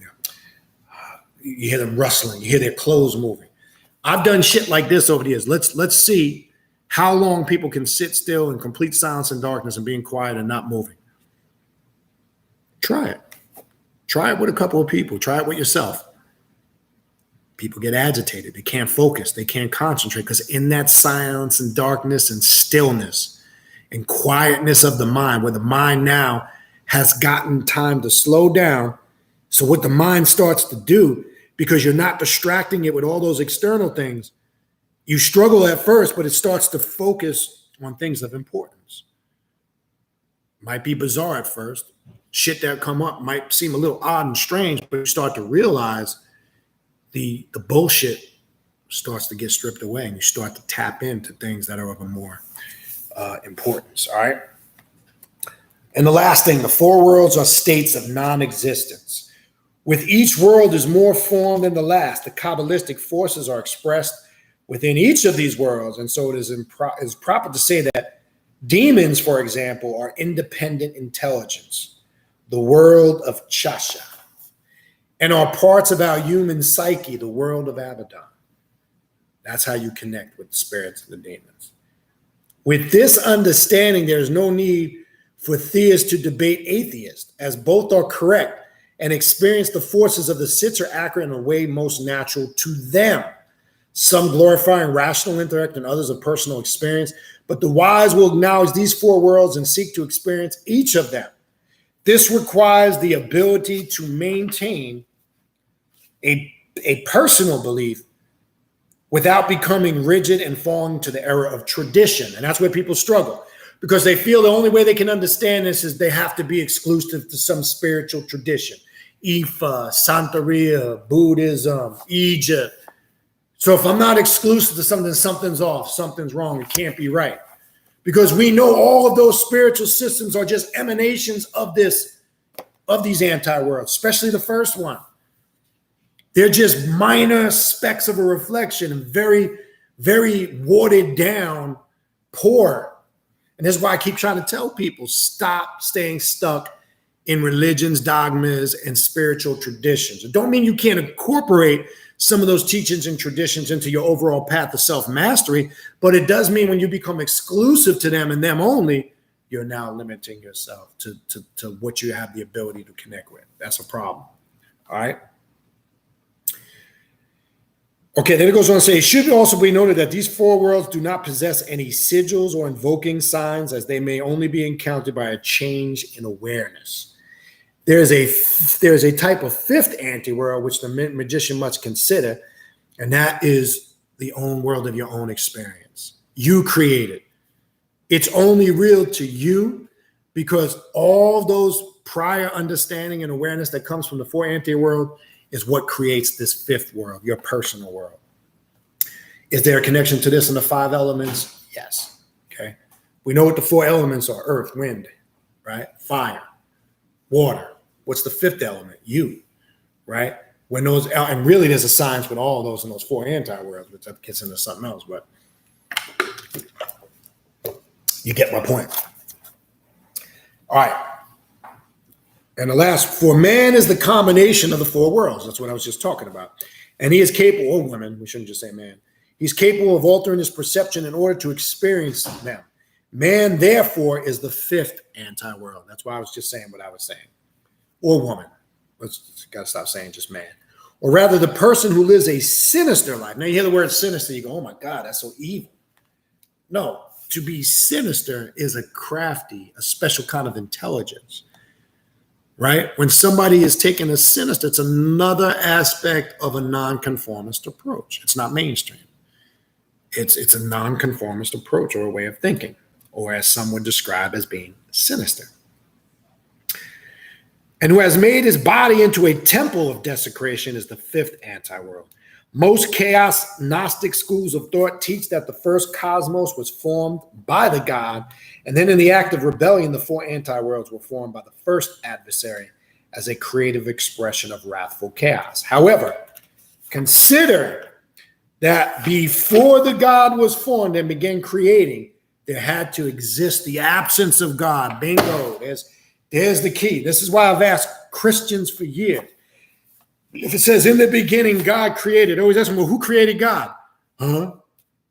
What do you mean? No, see, you don't understand. No. If you said that this is the beginning, all of a sudden I'm the bad guy because I'm asking, well, how did God get there and who created God? Here's your answer right here. Because in order for that to have happened, that means at one point there existed the absence of the God, or that state of nothingness. Because it says right there that God roamed the waters of the deep. He existed in the void, in the abyss. And out of that, what that was symbolically trying to tell you, that even their quote unquote supreme being or life force emerged from everything that we're talking about here. So the question is, what really are we talking about?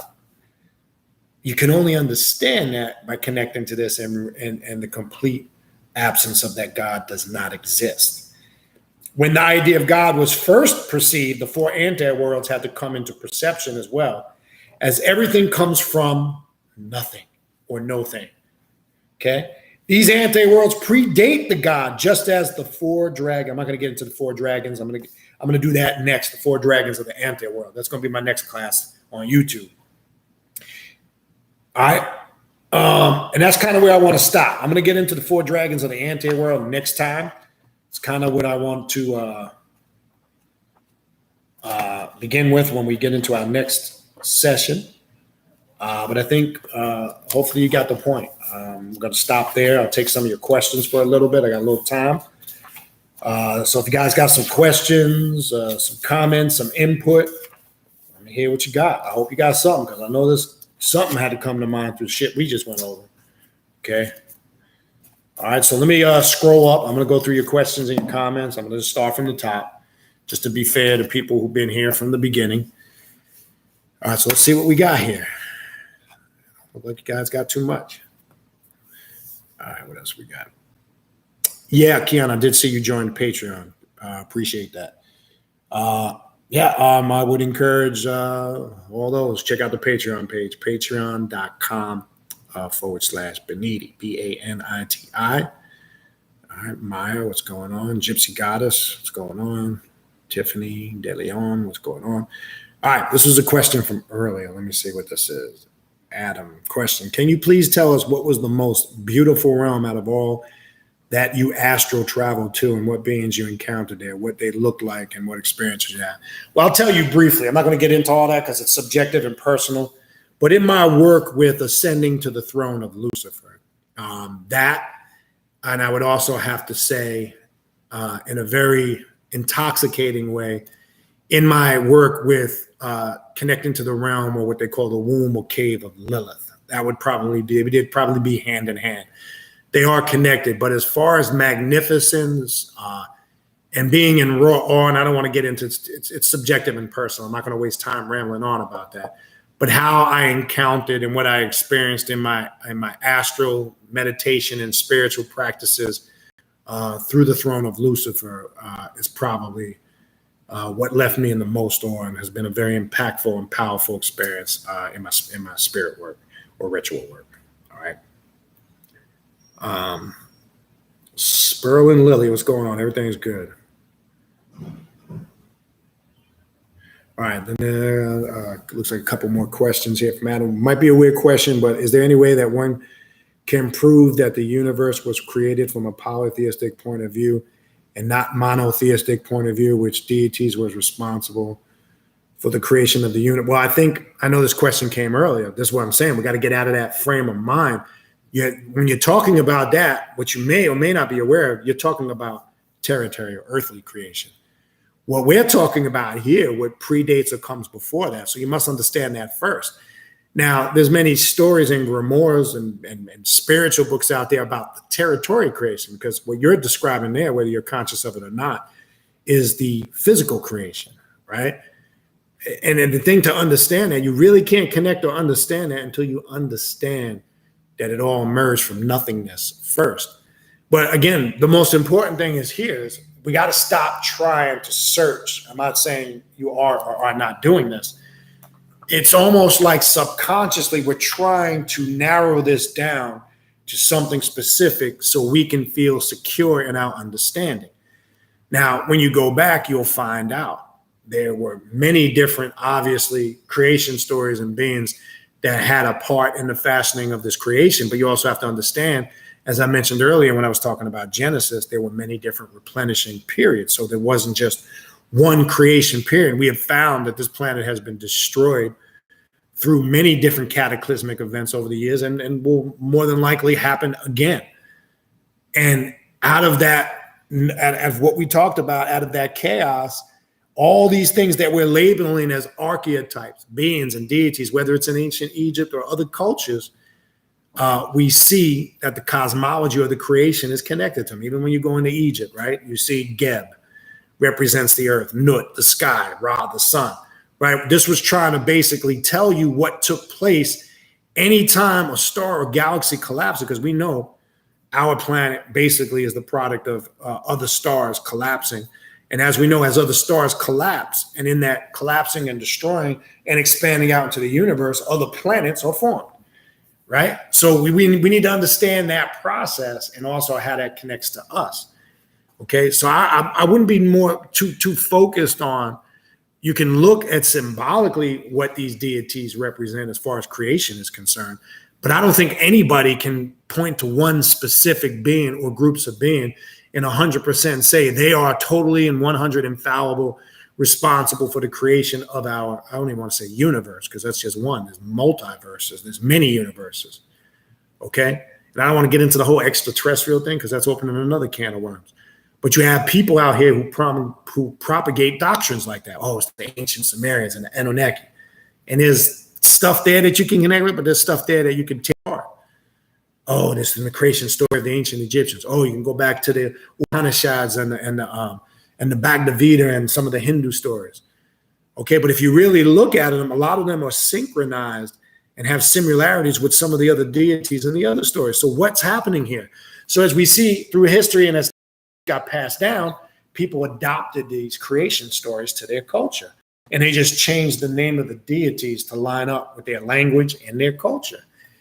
The bottom line is you only come to the realization of that because here's the reality through your work.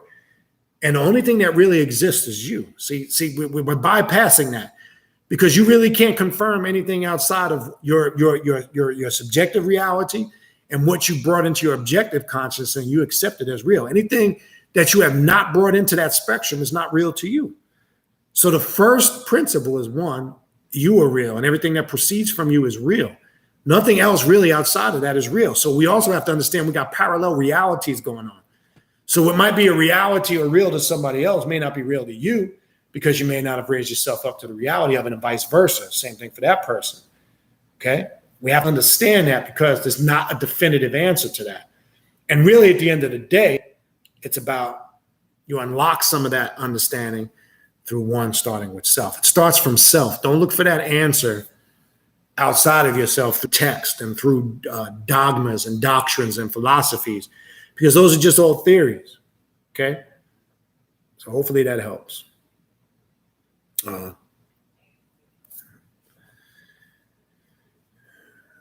else we got? And remember, another important thing to understand, we're using terminology and words like realms, right? We have to be careful because these are words that they gave us because these words set into our subconscious mind and there's a play on these words. Let's look up that word. I'm gonna give you a definition. I'll show you what I'm talking about. Realms, right? I'm just gonna give you the basic definition you can find on the internet. Watch. You got to be careful because when you look at the word realm, it's archaic, right? Plural realms, a kingdom. That's really what the word means. But see, we've been fed that through spirituality. We think of realms like it's some mystical spiritual realm. So we have to be careful in the context that we use these words because when we use this word realms, it's almost like when we say spiritual realms, people think these are layers that ascend up, when in reality, through your spiritual work, you will find out there's a great matrix system around you. These are planes. There's another term they use that correlate to realms called planes. They're all interwoven around you, right? Here's the deep science. Let me give you the deep science to that. These kingdoms or realms reside within, right? Because what does the Bible even say? The kingdom of hell exists. The kingdom of heaven exists within man, right? And then it goes to try to break it down deeper and says, God does not dwell in houses made by man's hands, that the true kingdom of God resides within. And then Jesus even said shit like, my Father's house is of many mansions. What was that talking? I thought there was only one heaven. I thought the goal was to go to this one mystical place called heaven, but their main prophet is sitting there telling you, my Father's house is of many mansions or realms or kingdoms. So what is this talking about, right? Well, let me give you science on the Baphomet theory, the above and the as above, so below. These planes or realms are interwoven around you. There's a thin veil that you just can't penetrate to see it. That's what the Matrix movies were trying to show. And you think it's a coincidence? All of a sudden, after all these years, they're getting ready to drop the bomb on you now with the new fourth Matrix movie that's getting ready to come out. They're going to show you some shit in there. Trust me when I tell you. Because you find out when the pineal gland is activated and it's decalcified, and the pineal is open and the crown now can vibrate and open, all the illusionary things are stripped away. And you saw what happened, right? They tried to show you that. So all of this is talking about that process to open you up to these realms of understanding, quote unquote, or kingdoms or spheres or planes. They're not above in layers. They're interwoven around you. You can't see them because your pineal gland is calcified and you're vibrating at such a low frequency that you're not open and receptive to it. So when that vibrational frequency speeds up and you become less dense, you can open yourself up and experience a lot of these realms. That's why I'm saying you have to experience it through the realization of your work and your reality rather than reading about it in books, because all we're doing is theorizing about these things based on texts, grimoires, books that are out there. And it's up to the individual. You could accept it as reality 100% if you want, which would be incorrect, or you can have your own experience to confirm it. I'm going to go with the latter, okay? So I don't really focus on a lot. I'm not saying they're good questions, but I don't really focus on that because we could sometimes waste too much time on stuff really that we should be putting our energy on to experiencing it. So understand these realms are interwoven around you. You have access to it. You just need to open yourself up to be receptive to it. That's all. All right. 5280 West. What's going on, brother? Or sister? I don't know. Could be brother or sister. Regina Green, greetings. Wolf Swamp 6. This sounds so much like the story of Sakara and Sora. Yeah, I mean, in a lot of these cultures and texts, that's why I was just saying a couple of minutes ago, you can read the flood story in the Sumerian, in the Atrahasis. It's similar to the flood story in Genesis. You can read in multiple cultures, the two Warren brothers, whether it's Cain and Abel, Horus and Set, Enki and Enlil. This is what I'm saying. You'll find the pattern of these stories repeat themselves because as they got passed down through time, cultures took it, put it in their language, changed the name and titles of the characters to suit their culture and language, and basically were trying to tell you internally what goes on internally with the micro and the macrocosm, with creation and within yourself. So then they took these stories and they externalized them and they gave these characters to them. And as it got passed down to different cultures and languages, they adopted. So you can see the synchronization across the board with a lot of these stories and characters, big time. All right. Okay. Kiona says, recently made a request to Person, which is one of the Goetia or Lords of Darkness. He answered so quickly and has helped me very gratefully. Yeah, Person uncovers. Person is a Lord of Darkness / Goetia. He is a demon spirit that uncovers the true hidden things that are hidden Gnosis of self, hidden Gnosis of things of a spiritual nature. So when you're doing work with the Goetia or the spirit Person, that's what can happen. What else we got here? Found graveyard dirt for altar on Etsy. Okay.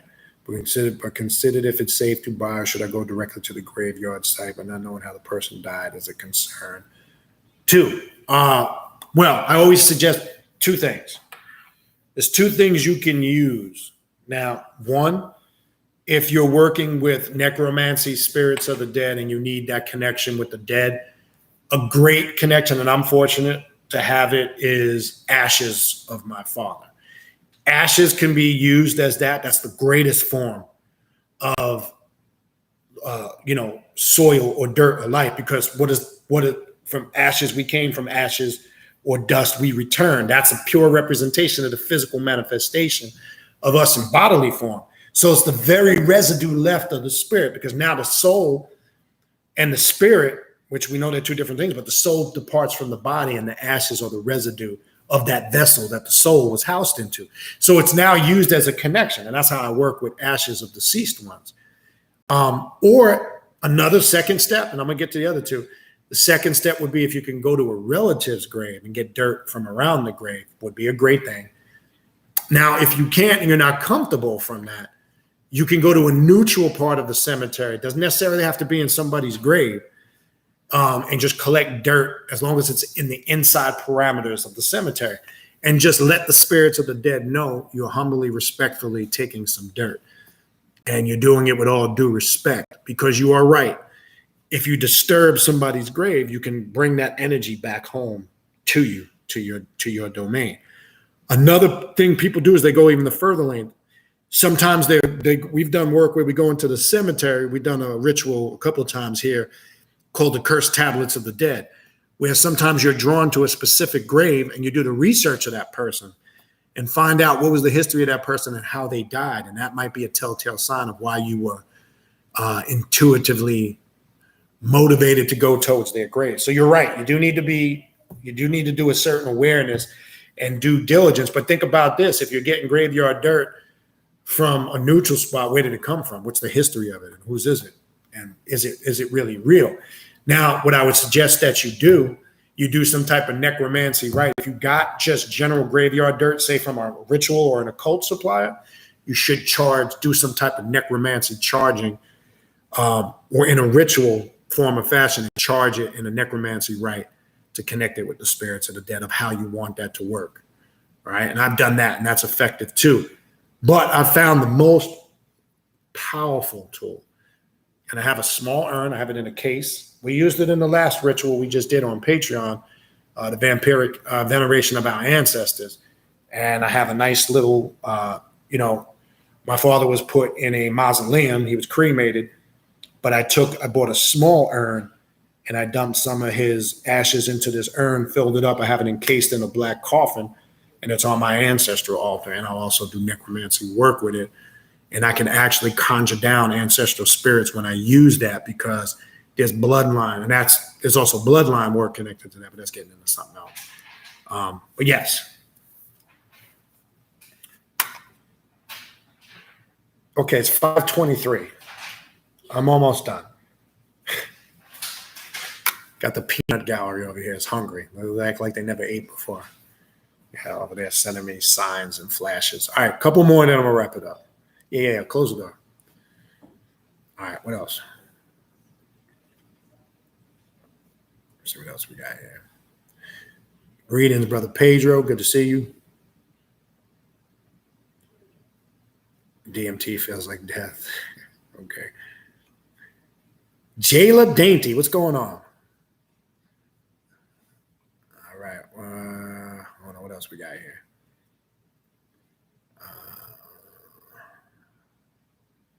Yes. Yeah, 5280 West. Yeah, Brother B, help me with the samurai path. It definitely frightens me a few times with death always being mentioned. Okay, the fear thing is a tough, and I'm going to say this briefly. Last year, or maybe a little bit longer, I mentioned it, about a year and some change ago, I did a working with Samael where, this might sound crazy, but I needed to, because this was a fear and anxiety I had to get over. What would it feel like if I was gone? Not only what it would feel like, what would it feel like, and how would others feel? I wanted to get in their minds and their emotions. How would other people feel if I was gone? What emotions would they be going through? And the thing that hit me the hardest is when I actually literally tapped into the emotion of what my 7-year-old would feel. It's those type of things you have to connect with and get past and get over, because really it all ties, and we all deal with it in different levels.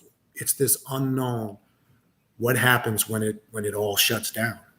Just be real with yourself. What happens if we close our eyes and we just never wake up again? Well, Samael shows you all of those different things. He also works inwardly out to perfect certain aspects of your character, because he also can show you certain things you're doing, different habits and behaviors that might be creating those blockages to that understanding. And you might come to the reality that you're doing a lot of fucked up shit. You might come to the reality that there's certain ways about yourself, and some cruel lessons could be learned in that. There is, unfortunately, no particular way to get over that fear. You have to trust in the process and just take the mental approach when you're going to your work. I'm just going to do it, and I am going to be open and receptive and prepared, because I know there's going to be things that are going to be tough to deal with. And I got to keep it real with you. There's just no one particular. I wish I could tell you there was a particular thing. I had to get my emotions in check, because I can tell you in those rituals, I had an influx of emotions simultaneously. I felt moments of sadness, joy, complete horror and fear, happiness, elation, jubilation. And I found out that was all part of the process, because Samael helps you understand that all of these emotional energies that we tap into are a sum total of who and what we are. But he helps you understand the point and origin of these emotions and why we have them, and how some are self-created and some are unnecessary, and how sometimes we can make things harder for ourselves, and maybe some of the ones that we're not focusing on. So there really is no telltale way to fully prepare. I would just make sure you're clear on your intent when you're creating work to do with Samael, and just take the mindset to be, I'm ready to tackle it. I'm ready to do it. I know it's not going to be easy. And I look at Samael as a patriarchal spirit that I work with, in essence. It's kind of how I approach it. And again, you got to have, when I say you got to have reverence and respect for the spirits, not in the sense of worshiping them. I'm saying you got to have reverence and respect, and do your due diligence and be knowledgeable and being aware of what you're doing. That's showing reverence and respect. Because if you don't show you're knowledgeable and aware of what you're doing, you can get swallowed up and eaten up in this work. Easy. Because then it's not because, you said, well, I read, I knew, but maybe you didn't prepare and do what you were supposed to do. So it's not, unfortunately, there's not 100% telltale proof to prepare for that. The best thing I can say is just embrace it. Let yourself go and be receptive. Because guess what? At the end of the day, you're in control, and you will find out once you get past the anxiety, the fears, and all the emotions that are created from it, you're going to realize you were the one blocking it. You were the one creating the fear. You were the one creating the illusionary wall. When I learned to just be, I said, I think I mentioned one time before, I did a ritual with the mask of Mephistopheles. It's a mask I created, put the sigil on it. And in the ritual, you have to put the mask on. And in that part of the ritual, when you put the mask on, you look through the eyes of Mephistopheles. I thought I felt like I was going claustrophobic. I thought I was going to die. I couldn't breathe. My anxiety level went through the roof. I mean, my heart started racing. And when I was looking through the mask, everything became liquidy and hot, and I started to sweat. And I realized these were things that I had built up in my subconscious mind. And until my higher self, or my personal daemon or higher self, said in my mind, relax, take some deep breaths. You're in control. I kept hearing that voice, you're in control. And as I got my adrenaline to calm down and relax, I just submerged myself into the ritual. The fear started to subside. The thing that I was seeing that was liquidy and hot, now that it was like tuning in a picture almost. It started to become clear, because you're going to find out fear and anxiety are the greatest tools of blockage. Because when your adrenaline is rushing through fear, your adrenal glands give off a chemical, or that they call endorphins. And when that endorphin is give off, you kind of block your full connection with the spirit world. I know that might sound crazy, but do your research. So you're going to find out a lot of the root of the cause of those problems is self-created through our anxieties and fears, insecurities. Okay. The name of the book is Wrathful Chaos. Okay. I know somebody had asked that earlier. The 5 Books of Satanic Philosophy by Ariok. It's going to be a hard book to find because it's out of print. I know Abe Books Publishing had one for a ridiculous amount. You can find, there's a PDF file of it on Scribd, but it's not the entire book from what somebody told me. Somebody found it on Scribd, but told me it's a good chunk of the book, but it's not the whole book. All right, what else we got? Yes, a good book, Sperling Lily for Apophis that I recommend. About 10 more minutes. I'm almost done. Michael Kelly, Apophis, is a great book. I'm going to bring that out again soon. I've done a couple classes with excerpts on that book, but I would definitely recommend Apophis by Michael Kelly. He's also a draconian magician. And technically, that's kind of what I consider myself as if I've had to put a title on it, which I don't like to. But I would consider myself a draconian practicing magician. That would be the best way to describe it. What else we got? Laugh Math, the art charms are you. Yeah, that's what I'm saying. All this shit. When I was talking about that earlier, all this. Look, how is that different from a religious person believing that demons can devour them? If you believe you're on this path of your cult and that archons can devour you, that shit's stupid. I don't fuck with none of that. I don't co-sign on none of that. Yes, to have something first, you must have nothing.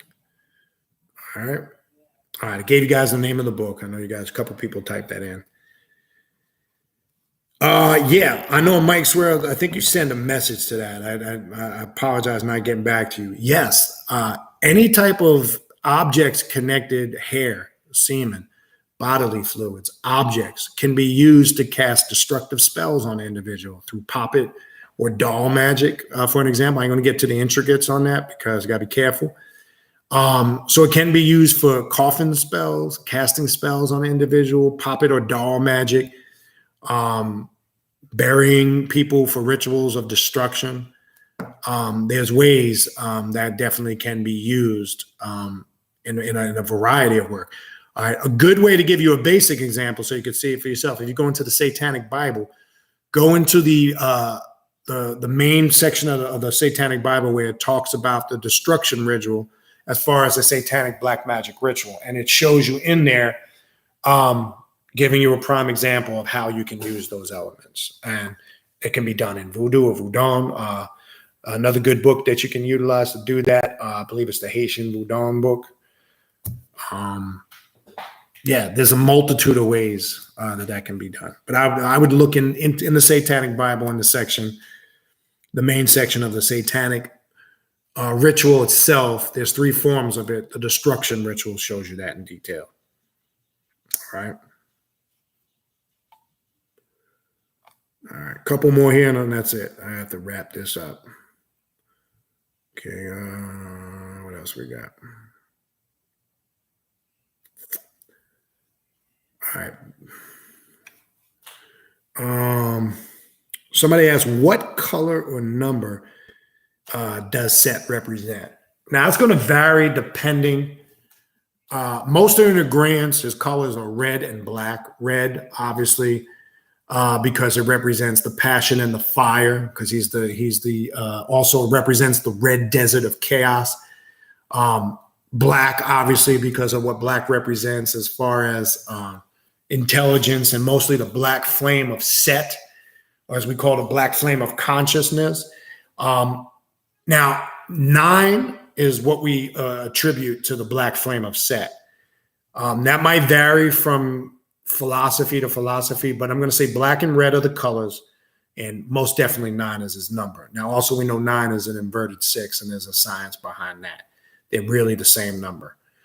So 9, black and red, to give you a quick answer. All right, what else do we have? Oh, okay, TG, that's you, 5280? All right, cool. Oh, man, there's a lot of mantras to increase IQ. One book I'll give you that's really good, that's got some good mantras for that, is Kali Mantra Magic by Bal Cadman.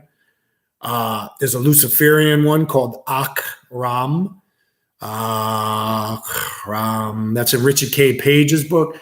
Oh, man, there's a ton, man. You can even create your own.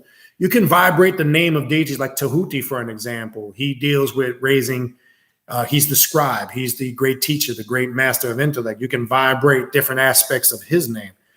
You could create your own, but there's a ton out there.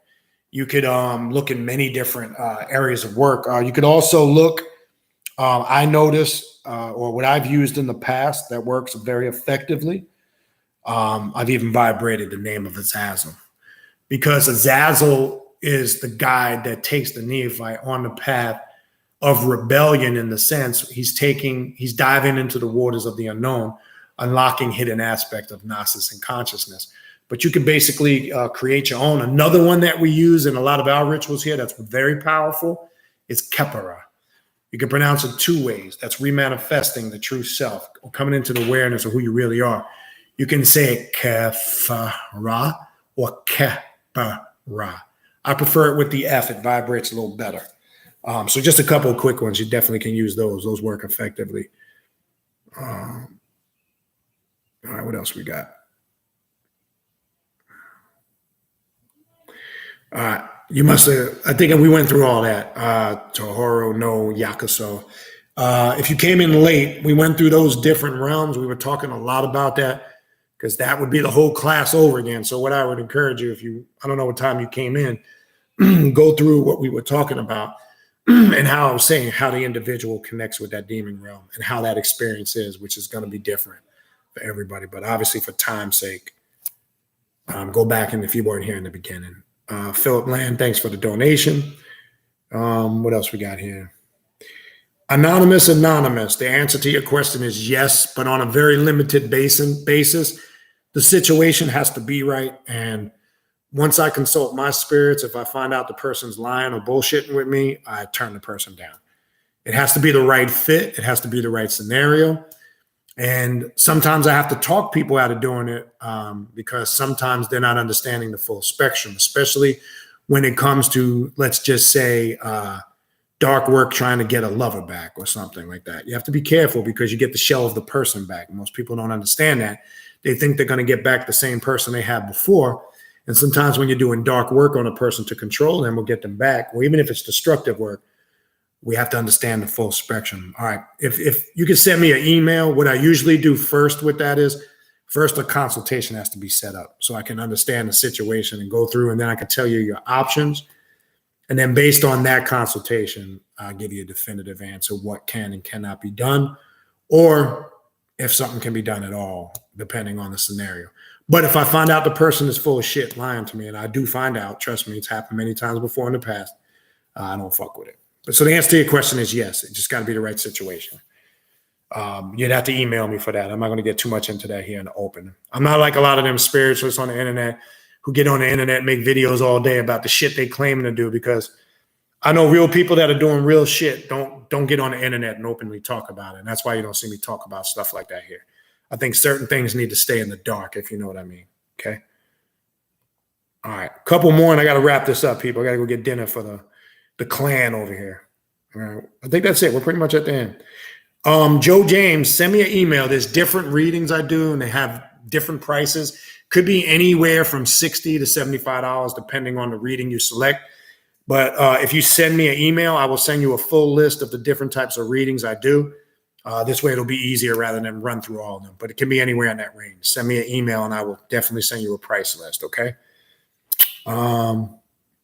Yes, the Draconian Ritual book by Asenath Mason is a great book. And as I said before, I don't talk about it openly because it's not necessary, but I am a high priest in the Temple of the Ascending Flame. That is one of my main paths, not my only path, but it is the Draconian path has helped me greatly. And I would definitely encourage people to explore that. Even Michael Kelly, he's a great Draconian magician who also, he used to be an ex-member of the Temple of Set, which I've resigned from the Temple of Set, as you guys know. Did a video on that last year. I was also raised up to an adept in the Temple of Set. I was a member of the Temple of Set for 3 years and then left because of some personal nonsense. And I'm not going to give into that bullshit. But yes, explore. I would definitely explore that path. Definitely check out that book. There's good shadow work in that book, Apophis by Michael Kelly too. That's not really for everybody either. But anyway, all right. Other than that, people, that's it. That's going to do it for me. If you need to contact me, you know my email, khnum19@gmail.com. If you have any questions, Journey to Black Adept Conference 4. If you're coming live, please sign up now. We're getting to that cap space. It's getting there. People are signing up. There's 2 ways to participate, live or virtually. So reach out to me. If you need to contact me for a reading or a consultation, you know the email. Also, we have the 3rd installment of the Esoteric Occult and Bible Study class tomorrow. If you want to sign up for that, you can reach out to me, or you need to reach me for any of the aforementioned things. Hit me up. I want to thank everybody for their time and their support. Infernal blessings to all, and we'll talk soon. All right. I'm going to